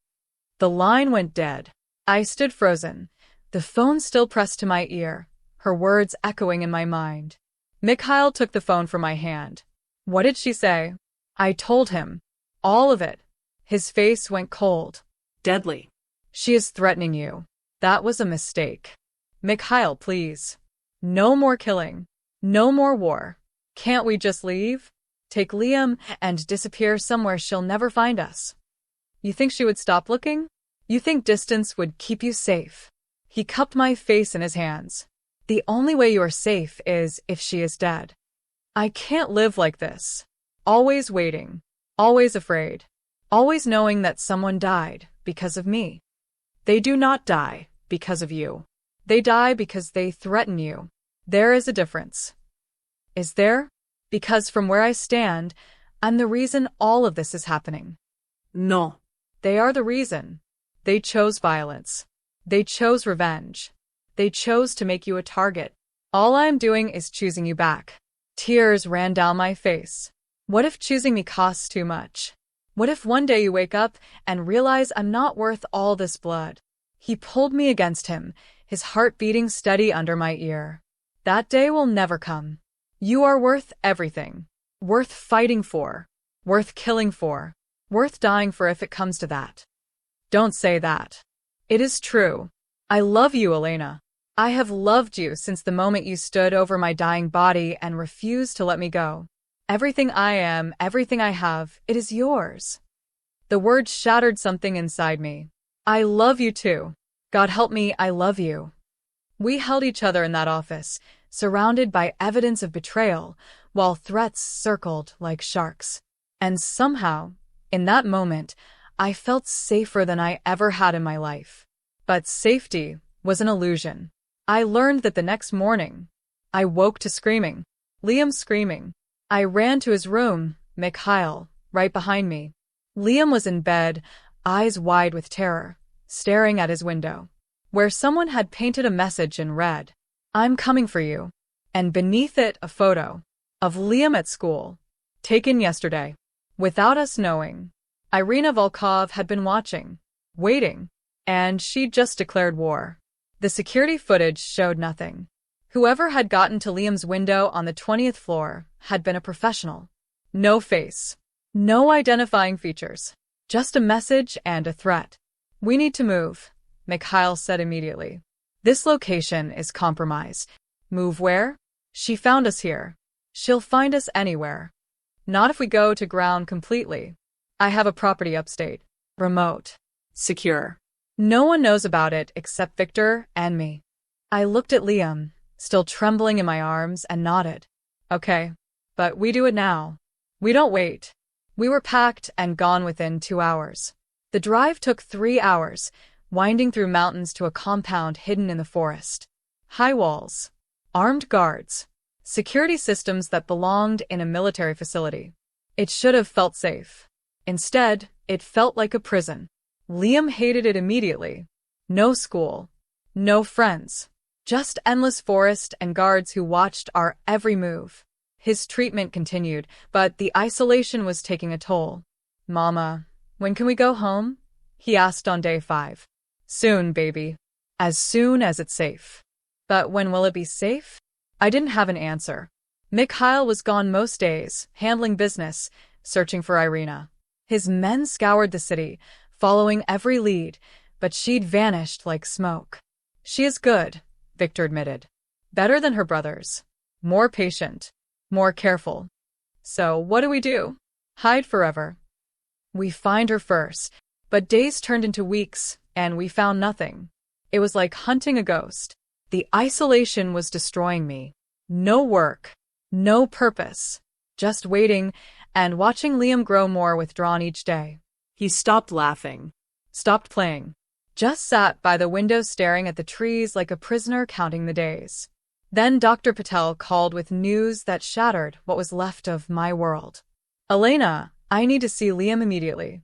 His latest blood work shows complications. My heart stopped. What kind of complications? I'd rather discuss it in person. Can you bring him to my office tomorrow? I'm not in the city. Can you come to us? A pause. Where are you? I gave her the address. She agreed to come the next day. When she arrived, her face was grave. She examined Liam thoroughly, took more blood samples, then asked to speak with me privately. The treatment isn't working as well as we hoped. His numbers are declining again. But he was getting better.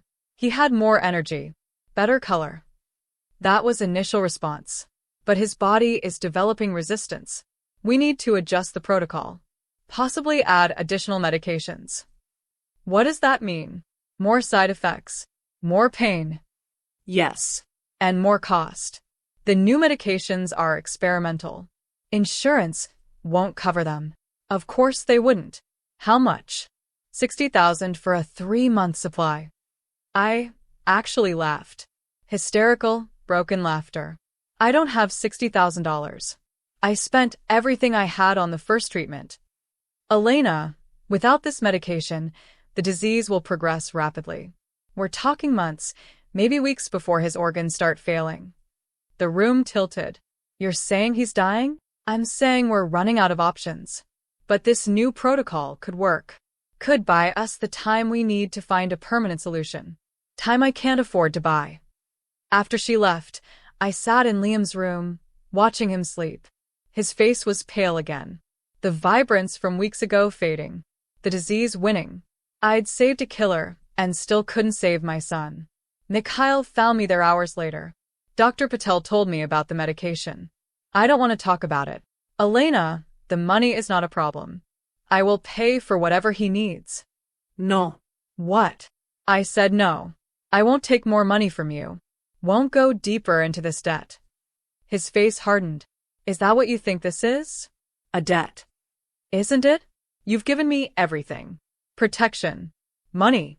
Safety. What do I give you in return? You give me yourself. That is more than enough. Is it? Because from where I'm sitting, I'm just another obligation. Another person you have to protect. Another burden dragging you down. You are not a burden. You are the reason I breathe. I stood abruptly. Don't say things like that. Don't make promises about love and forever when my son is dying and your enemies want us dead, and everything is falling apart. Ireina. I should never have gotten involved with you. Should never have taken that money. Should never have let myself feel anything. Because now Liam is dying anyway, and I can't even take him home, because some woman wants revenge, and this is all my fault. Stop. His hands gripped my shoulders. None of this is your fault. Isn't it? I made every choice that led us here. I saved you. I took your money. I fell in love with you. And now my son pays the price. Then let me help him. Let me pay for the medication. Let me give you what you need. And then what? I owe you more? Become more dependent? More trapped? His hands dropped. Is that how you see this? As a trap? I don't know what I see anymore. I just know that I'm watching my baby die, and I can't fix it, and I can't protect him, and I can't do anything except hide in your fortress and wait for everything to end. I walked out before he could respond. Before I could see the hurt in his eyes. Before I could take back words that felt true even if they weren't fair. The next days were torture. Mikhail kept his distance. I kept mine. We orbited each other like strangers, speaking only when necessary, sleeping in separate rooms. Liam noticed. Why are you and Mikhail fighting? We're not fighting, baby. Yes, you are. You don't look at each other anymore. And he seems sad. He's just busy. Is it because of me? Because I'm sick. No. I pulled him close. Nothing about this is because of you. You are perfect and wonderful, and none of this is your fault. Then whose fault is it? Mine. Everything was mine. The choices. The consequences. The pain. On day 23 in the compound, Victor burst into my room at 2 a.m. We found her. Ireina. She is in the city. At a warehouse by the docks. I was awake instantly. Are you sure? Yes. Mikhail is going there now with 15 men. But Ireina, you should know. It might be a trap. She might be drawing him out. Then stop him. Don't let him go. I cannot stop him. He is determined to end this. To make you safe. I grabbed Victor's arm. Take me to him. Now. That is not wise. I don't care. Take me to him, or I'll steal a car and drive myself. Victor studied me for a long moment, then nodded. Get dressed. Quickly. I threw on clothes and followed him to the garage. The drive back to the city felt endless. Victor drove fast, making calls in Russian, coordinating with Mikhail's team. He is already inside the warehouse, Victor reported. With 10 men. 5 more outside for security. Then we're not too late. For what? To stop something terrible from happening.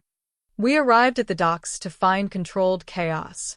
Mikhail's men were positioned around a massive warehouse, weapons ready. Gunfire echoed from inside. Sharp cracks that made my heart race. I ran toward the entrance. Victor grabbed me. Are you insane? There is a firefight happening. Then I need to get in there. If Mikhail is hurt, you being dead will not help him. He was right. But I couldn't just stand there. Couldn't wait while the man I loved walked into danger. The gunfire stopped. Sudden silence that was somehow worse than the noise. Then Mikhail emerged, covered in blood, limping but alive. Behind him, his men dragged someone. A woman. Dark hair. Expensive clothes torn and dirty. Ireina Volkov. She was alive, but barely. Blood soaked her side. Her face was bruised. But her eyes, when they found mine, burned with pure hatred. You, she spat. This is all because of you. Mikhail's hand shot out, grabbing her jaw. Do not speak to her. Why not? She should hear the truth. Should know that her precious healer hands have more blood on them than mine ever will. Ireina has never killed anyone. No. She just lets people die. Chooses who lives and who dies based on what they can pay her. My brother died while she saved you. That makes her a murderer in my eyes. I stepped forward before I could stop myself. Your brother died because someone shot him in the head. There was no saving him. The damage was catastrophic. He was brain dead before the ambulance arrived. I couldn't have saved him, even if I tried. You didn't try. That is the point. You didn't even look at him. Didn't assess him. Just left him to die. Because Mikhail could be saved. Your brother couldn't. I made the choice any doctor would make. Save the patient you can save. And collect $35,000 from him. That was part of your choice too, was it not? The accusation hung in the air. True and unfair all at once. Yes. I took money to save my son.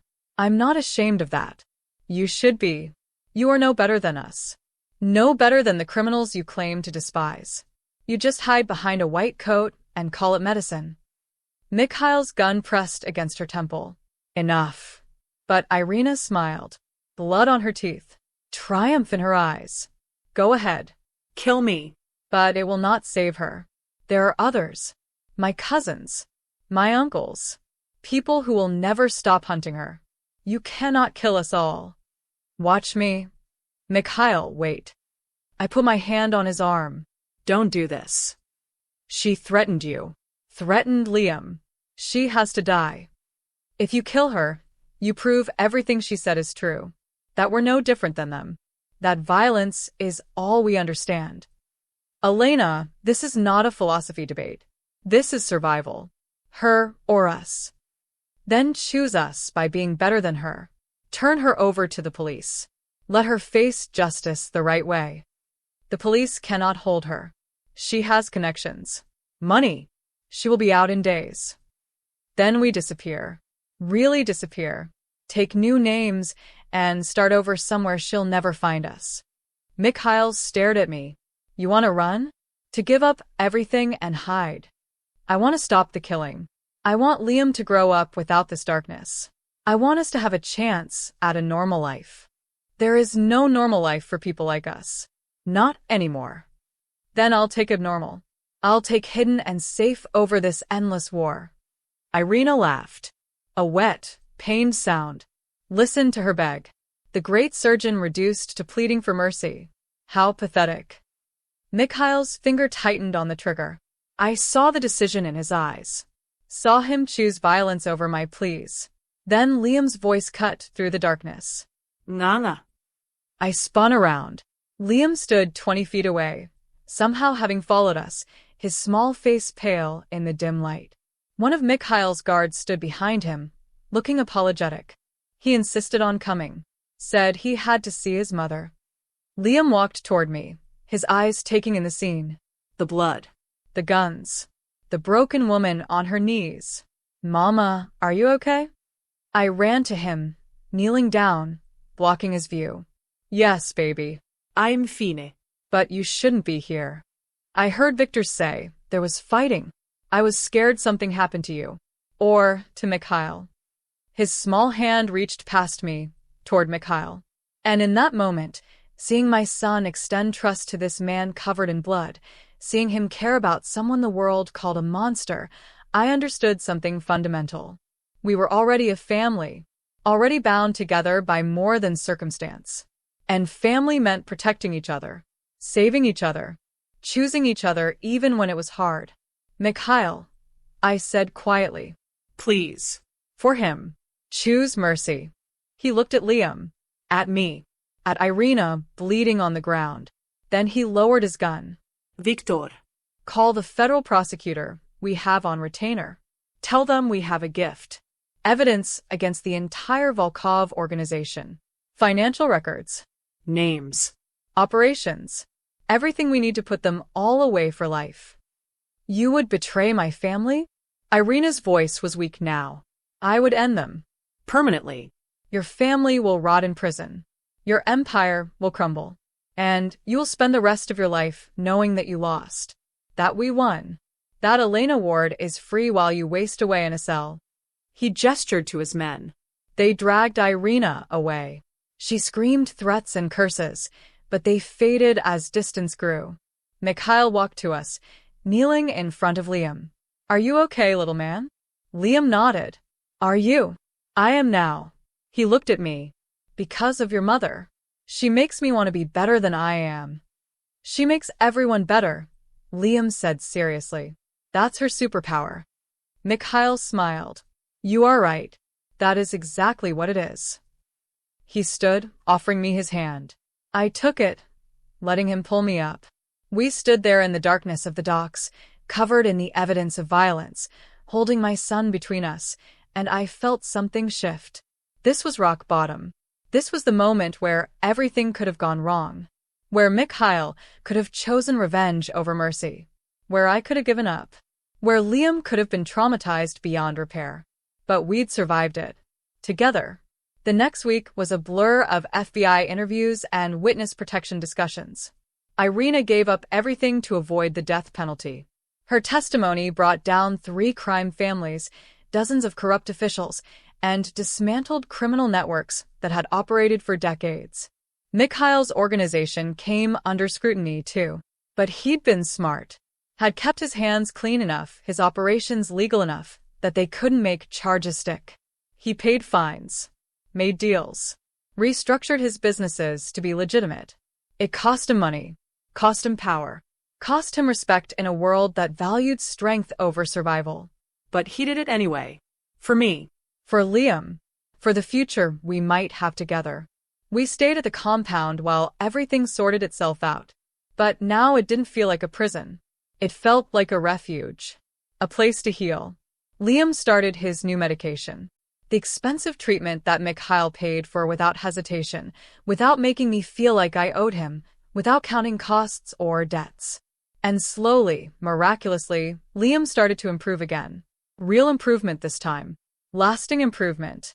But even with Liam getting better and Ireina in custody, I couldn't shake the feeling that I was drowning. That I'd lost myself somewhere in the chaos. That the woman who'd walked into that hospital 3 months ago to save a stranger's life had disappeared. I told Mikhail on a quiet evening, while Liam slept and the compound was peaceful. I need to leave. He went very still. Leave. Not forever. Just for a while. I need to figure out who I am when I'm not in crisis mode. When I'm not just surviving. I need to find Ireina again. And you cannot do that here? With me? I don't know. Maybe. But I need to try on my own first. The pain in his eyes nearly broke me. You are leaving me. I'm finding myself. There's a difference. Is there? I love you, Mikhail. That hasn't changed. But I don't know how to be with you and be myself at the same time. Everything has happened so fast. The threats, the violence, the constant fear.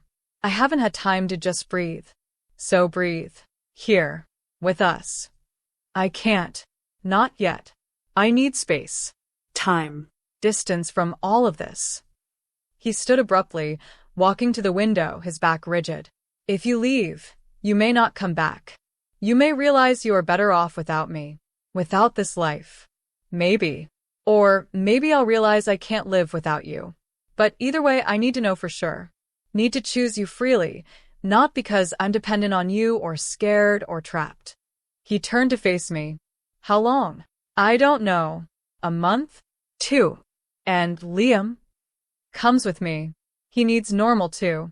Needs school and friends and a childhood that doesn't involve armed guards. He will not be safe without protection. The Volkovs are finished. Ireina testified against all of them. Her cousins are in prison. Her uncles are fleeing the country. We're safe now. Really safe. You cannot know that for certain. I can't know anything for certain. But I have to try. Have to give my son a chance at a normal life. We stood there in silence, the distance between us feeling infinite even though we were only feet apart. If this is what you need, he said finally, then I will not stop you. But Ireina, know this. I will wait for you. 1 month. 2 months. However long it takes. Because you are worth waiting for. Tears ran down my face. What if I don't come back? Then I will still have loved you. And that will have to be enough. I rented a small apartment across town. 2 bedrooms. Clean. Safe. Ordinary. No guards outside. No security systems. Just a regular building where regular people lived regular lives. It felt strange. Empty. Liam enrolled in a new school. Made friends quickly the way children do. He talked about soccer practice and art class and a girl named Maya who shared her cookies at lunch. Normal things. Beautiful things. I went back to work at County Memorial. Dr. Harrison's offer was still on the table. Attending surgeon. My own cases. A real career. I accepted. My first surgery was routine. Appendectomy on a teenager. Simple. Straightforward. The kind of procedure I could do in my sleep. But standing in that, or scalpel in hand, I felt the weight of every choice I'd made. Every life I touched. Every consequence that rippled out from my decisions. I completed the surgery perfectly. The patient recovered well. But afterward, sitting in the locker room, I couldn't shake the feeling that something was missing. Patricia found me there an hour later. Elena? You okay? Yeah. Just tired. You don't look tired. You look lost. She was right. I was lost. Had been lost since I walked away from Mikhail 6 weeks ago. 6 weeks of trying to build a normal life. 6 weeks of pretending I was fine. 6 weeks of lying to myself about what I really wanted. Can I ask you something? Patricia sat beside me. That man. The one from the hostage situation. You loved him, didn't you? I still do. Then why are you here instead of with him? Because I needed to know if I could survive without him. If I was choosing him because I wanted to or because I needed to. And I'm surviving. I'm working. I'm taking care of Liam. I'm doing everything I'm supposed to do. But you're miserable. I laughed bitterly. Is it that obvious? Honey, you look like someone ripped out your heart and forgot to tell you you could get it back. She wasn't wrong. That night, after putting Liam to bed, I sat alone in my apartment and let myself think about Mikhail for the first time in weeks. Really think about him. Not pushing the thoughts away. Not distracting myself with work or errands or anything else. I thought about his hands. Strong and gentle. Capable of violence and tenderness in equal measure. I thought about his eyes. The way they softened when he looked at me. The way they hardened when he needed to protect us. I thought about his voice. The way he said my name. Like it was something precious. Something worth saving. I missed him. God, I missed him so much it physically hurt. But was missing him enough? Was love enough when it came wrapped in danger and darkness and a world I didn't fully understand? My phone rang. Unknown number. I almost didn't answer. But something made me. Hello. Elena Ward. A man's voice. Professional. Unfamiliar. Yes. Who is this? My name is James Chen. I'm a pediatric oncologist at Boston Children's Hospital. Dr. Patel gave me your number. I'm calling about your son. My heart stopped. Is something wrong with Liam? No. Actually, quite the opposite. I've been reviewing his case, and I believe he's an excellent candidate for a new treatment protocol we're developing. It's still experimental, but early results are promising. We're talking potential cure, not just management. A cure. Potentially, yes. The treatment uses gene therapy to correct the immune dysfunction at its source. We've had an 87% success rate in trials so far. What's the catch? The treatment requires a 3-month stay at our facility in Boston. Intensive monitoring. Daily therapy sessions. It's demanding. But if it works, Liam could be completely healthy. No more medications. No more treatments. A normal life. Everything I'd wanted for him. Everything I'd fought for. Being offered to me on a silver platter. What's the cost?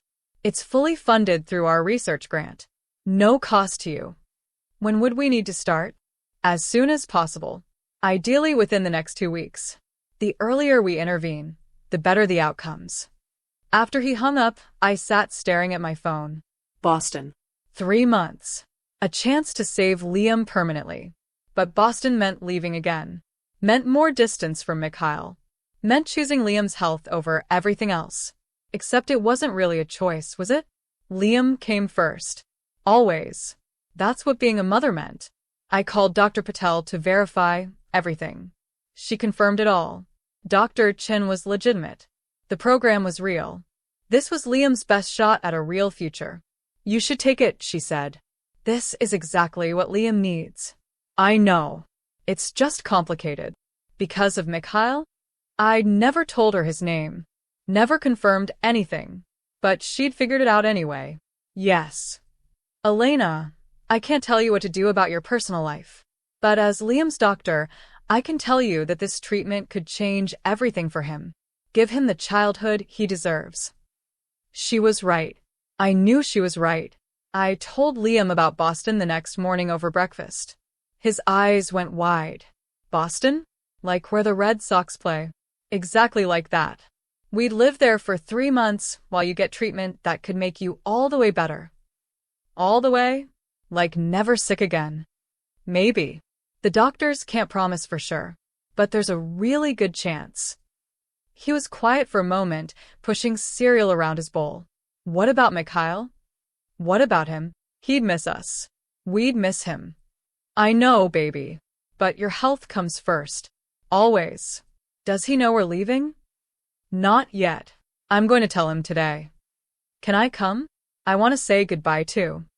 The drive to Mikhail's penthouse felt like traveling backward through time. Back to a life I'd tried to leave behind. Back to a man I couldn't forget no matter how hard I tried. Victor met us at the door. His scarred face broke into a rare smile when he saw Liam. "Little man, you have grown." "Only a little bit," Liam admitted. "Is Mikhail here?" "In his office." "Go ahead." We walked through the penthouse. Everything was exactly as I remembered. Same furniture, same view, same feeling of controlled power and hidden danger. Mikhail stood at his desk, reviewing papers. He looked up when we entered, and the expression on his face nearly broke me. Hunger, Pain. Love. all of it written clearly for anyone to see. Elena. Liam. His voice was carefully neutral. "This is unexpected. We came to tell you something," I said. "Liam has a chance at a real cure. A treatment in Boston that could make him completely healthy." "That is wonderful news." He crouched down to Liam's level. "You must be very excited." "I am. But I'm sad too. Because it means leaving for 3 months. And I'll miss you." Mikhail's eyes closed briefly. When they opened, they were suspiciously bright. "I will miss you too. But your health is most important. You must take this chance." "Will you wait for us? For me and Mama? Forever if I have to." Liam hugged him, just walked right up and threw his small arms around Mikhail's neck. And this dangerous man, this killer, this monster that society feared, held my son like he was made of glass and cried. "You should go with them," I heard myself say. Mikhail's head snapped up. "What?" "Come to Boston with us. Not to the hospital, but be nearby. So Liam can see you. So we can see you." "Ireina, you said you needed space. Needed to figure things out on your own." I did figure things out. I figured out that I was an idiot for leaving. That I was trying to prove something that didn't need proving. That I already knew the answer, but was too scared to accept it. "What answer?" "That I love you. That I choose you. Not because I need you or because I'm dependent on you, but because my life is better with you in it. Because you make me brave enough to be myself. Because when I look at you, I see home." He stood slowly, still holding Liam. "You are sure?" "Because Ireina, if you choose me, you choose all of me. The darkness, the danger, the life I lead. It does not magically become safe or normal. I don't want safe or normal. I want real. And you're the most real thing I've ever had." "Mama's crying," Liam observed. "But I think it's happy crying." "It is," I confirmed, wiping my eyes. "Very happy crying." Mikhail set Liam down carefully. Then he crossed to me, cupping my face in his hands. "You are sure?" he asked again. "I've never been more sure of anything." "Then yes. I will come to Boston. I will be there for both of you. For however long you need me." "Forever," I said. "I need you forever." He kissed me then. Soft and sweet and full of promise. A kiss that tasted like new beginnings and second chances. "Ew, kissing," Liam said, but he was smiling. We spent the rest of the day together, making plans. Mikhail would find us an apartment in Boston. Close to the hospital but private. Secure, but not suffocating. A place where we could be a family. A family. The word felt right. Felt true. That night, after Liam fell asleep in his old room at the penthouse, Mikhail and I sat on the balcony looking at the city lights. "I was afraid you would not come back," he admitted. "That 6 weeks would turn into 6 months. That you would realize you deserved better than me." "There is no better than you. Not for me. I am a criminal, Ireina. I have done terrible things. Hurt people. I cannot change my past. I'm not asking you to change your past. I'm asking you to build a future with me. A different future. A legitimate future. You think I can walk away from this life? I think you've already started. The restructuring. The legal businesses. The distance from the violence. You're already changing. Already choosing something different. For you. I am doing it for you. Then keep doing it. For us. For Liam. For the family we're building." He pulled me close, and I fit against him perfectly. Like we were made to be exactly this. Together. I have something to ask you, he said quietly. What? Marry me? I pulled back to look at him. What? Marry me, Ireina. Not because you owe me. Not because you need protection. But because I love you and I want to spend the rest of my life proving it. Mikhail. I know it is fast. I know we have only known each other a few months. But I have never been more certain of anything. You are my future. You and Liam both. Say yes. I should have hesitated. Should have asked for time to think. Should have been practical and reasonable and careful. Instead, I said, yes. His smile was blinding. Yes. Yes, I'll marry you. Yes, I want forever with you. Yes to all of it.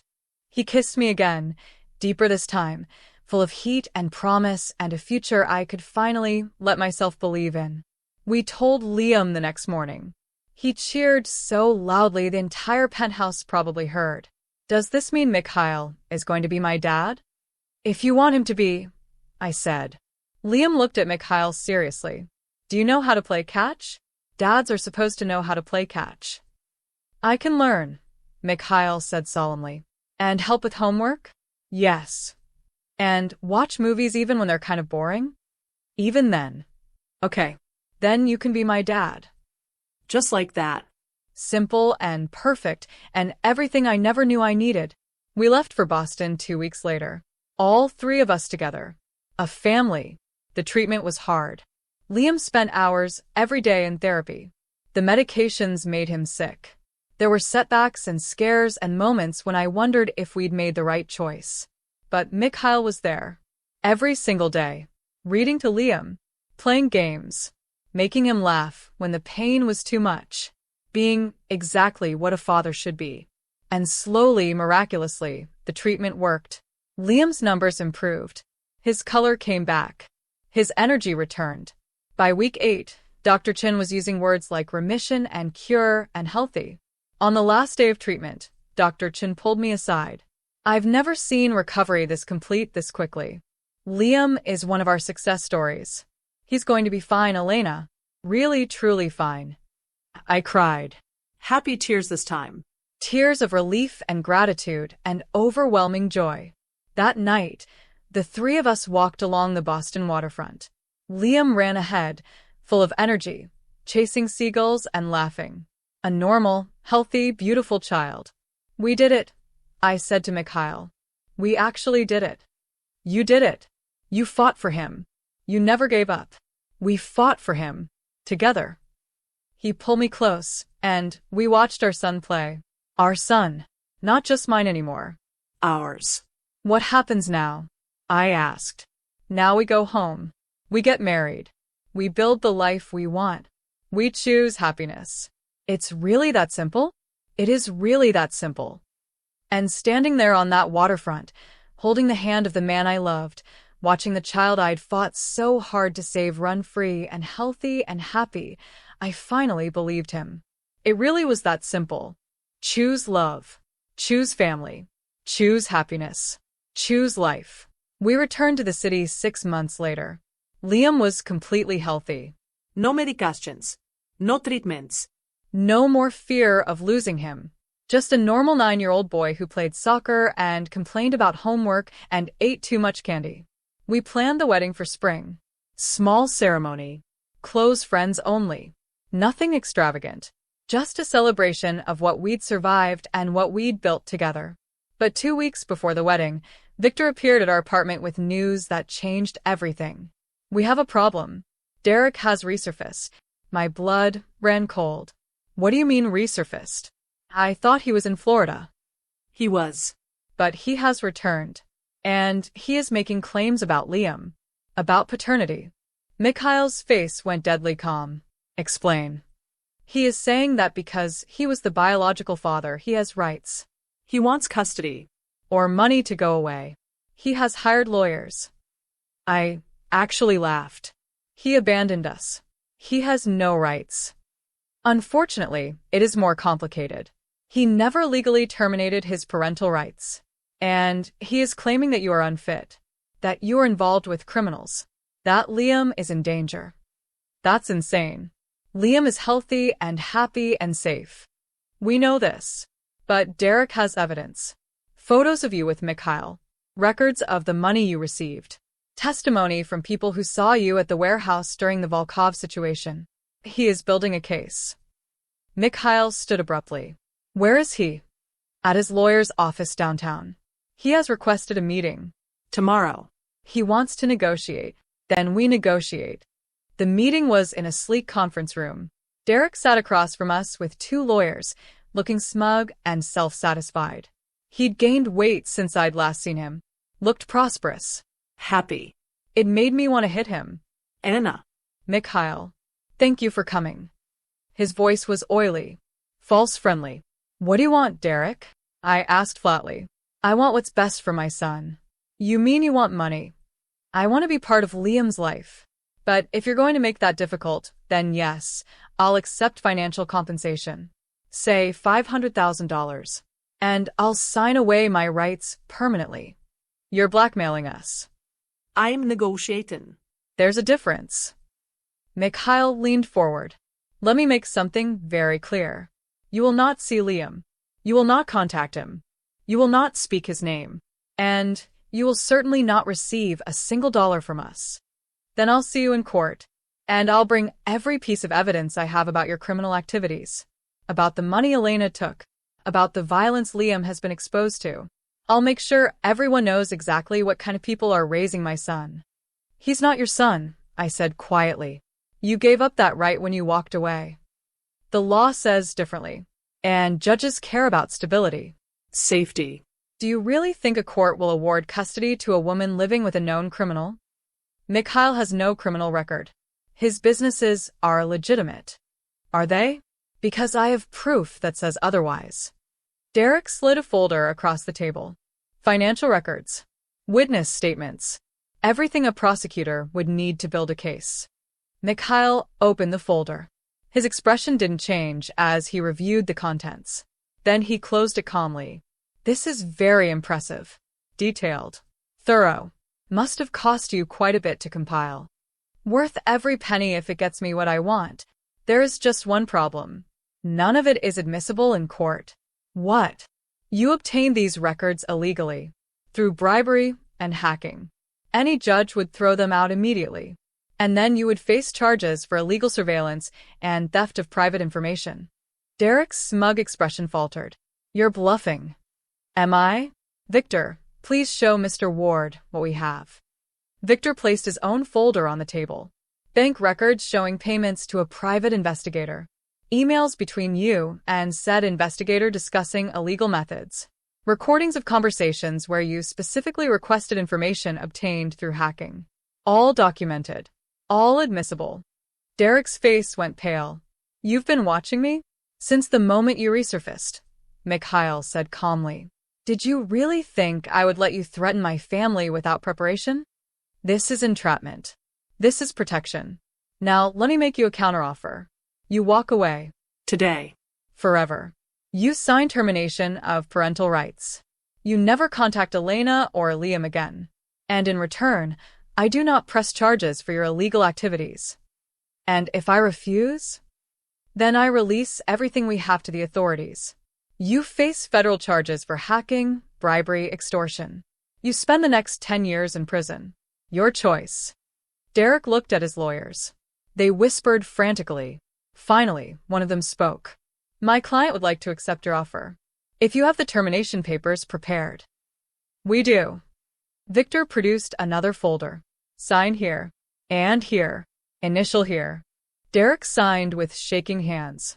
When he finished, Mikhail took the papers and stood. If I ever see you again, if I ever hear that you've contacted Ireina or Liam or even spoken their names, I will not be this generous. Do you understand? Derek nodded, unable to speak. We left him there, broken and defeated. In the car, I turned to Mikhail. You had all of that prepared. You knew he was coming. I have been tracking him since Boston. Since the moment Victor told me, he was asking questions. I knew he would try something eventually. Why didn't you tell me? Because you were focused on Liam's treatment. On building our life. I did not want this darkness touching you again. Mikhail, we're partners. You can't protect me from everything. I can try. I took his hand. No more secrets. We handle things together from now on. Deal? He smiled. Deal. 2 weeks later, we got married in a small garden ceremony. Liam was the ring bearer. Patricia was my maid of honor. Victor stood as Mikhail's best man. Dr. Harrison attended with his wife. Dr. Patel came with her family. Even Dr. Chen flew in from Boston. It was perfect. Small and intimate and exactly what we wanted. During the vows, Mikhail promised to love me, protect me, and always choose us over everything else. I promised the same. When he kissed me, Liam cheered. Everyone laughed. And I felt happiness, so complete it was almost painful. At the reception, Patricia pulled me aside. I have to say, when you first started dating a patient, I thought you'd lost your mind. But seeing you two together, seeing Liam so happy, I get it now. Sometimes love doesn't make sense. Sometimes it just is. Sometimes it's worth fighting for, I agreed. The band started playing. Mikhail found me, pulling me onto the dance floor. Happy, he asked. Deliriously. No regrets. Not a single one. We danced under the stars, surrounded by people who loved us, celebrating a future we'd fought so hard to build. Later, Mikhail danced with Liam. My son stood on his feet, laughing as they spun around the floor. Father and son in every way that mattered. Dr. Patel approached, holding a glass of champagne. Ireina, there's something I need to tell you. Something I probably should have mentioned months ago. What is it? That first night, when Mikhail came into the emergency room, I was there. I saw everything. I know. You helped coordinate care. No, I mean I saw you make the choice. Between Mikhail and Viktor Volkov's son. Both were brought in at the same time. Both critical. But only one could be saved with the resources we had. My heart stopped. What are you talking about? Victor's son was already dead. He wasn't. Not completely. He had massive head trauma, yes. But there was still brain activity. Still a chance. Maybe 5%. Maybe less. But a chance. Why are you telling me this now? Because I want you to know that you made the right choice. You assessed both patients. You chose the one who could actually be saved. That's what good doctors do. They make impossible choices and live with the consequences. Viktor Volkov doesn't see it that way. His daughter certainly didn't. They were wrong. And deep down they knew it. That's why their revenge was so vicious. Because they knew the truth and couldn't accept it. She walked away, leaving me standing alone with the weight of that knowledge. Mikhail found me minutes later. What did Dr. Patel say? You look troubled. I told him everything.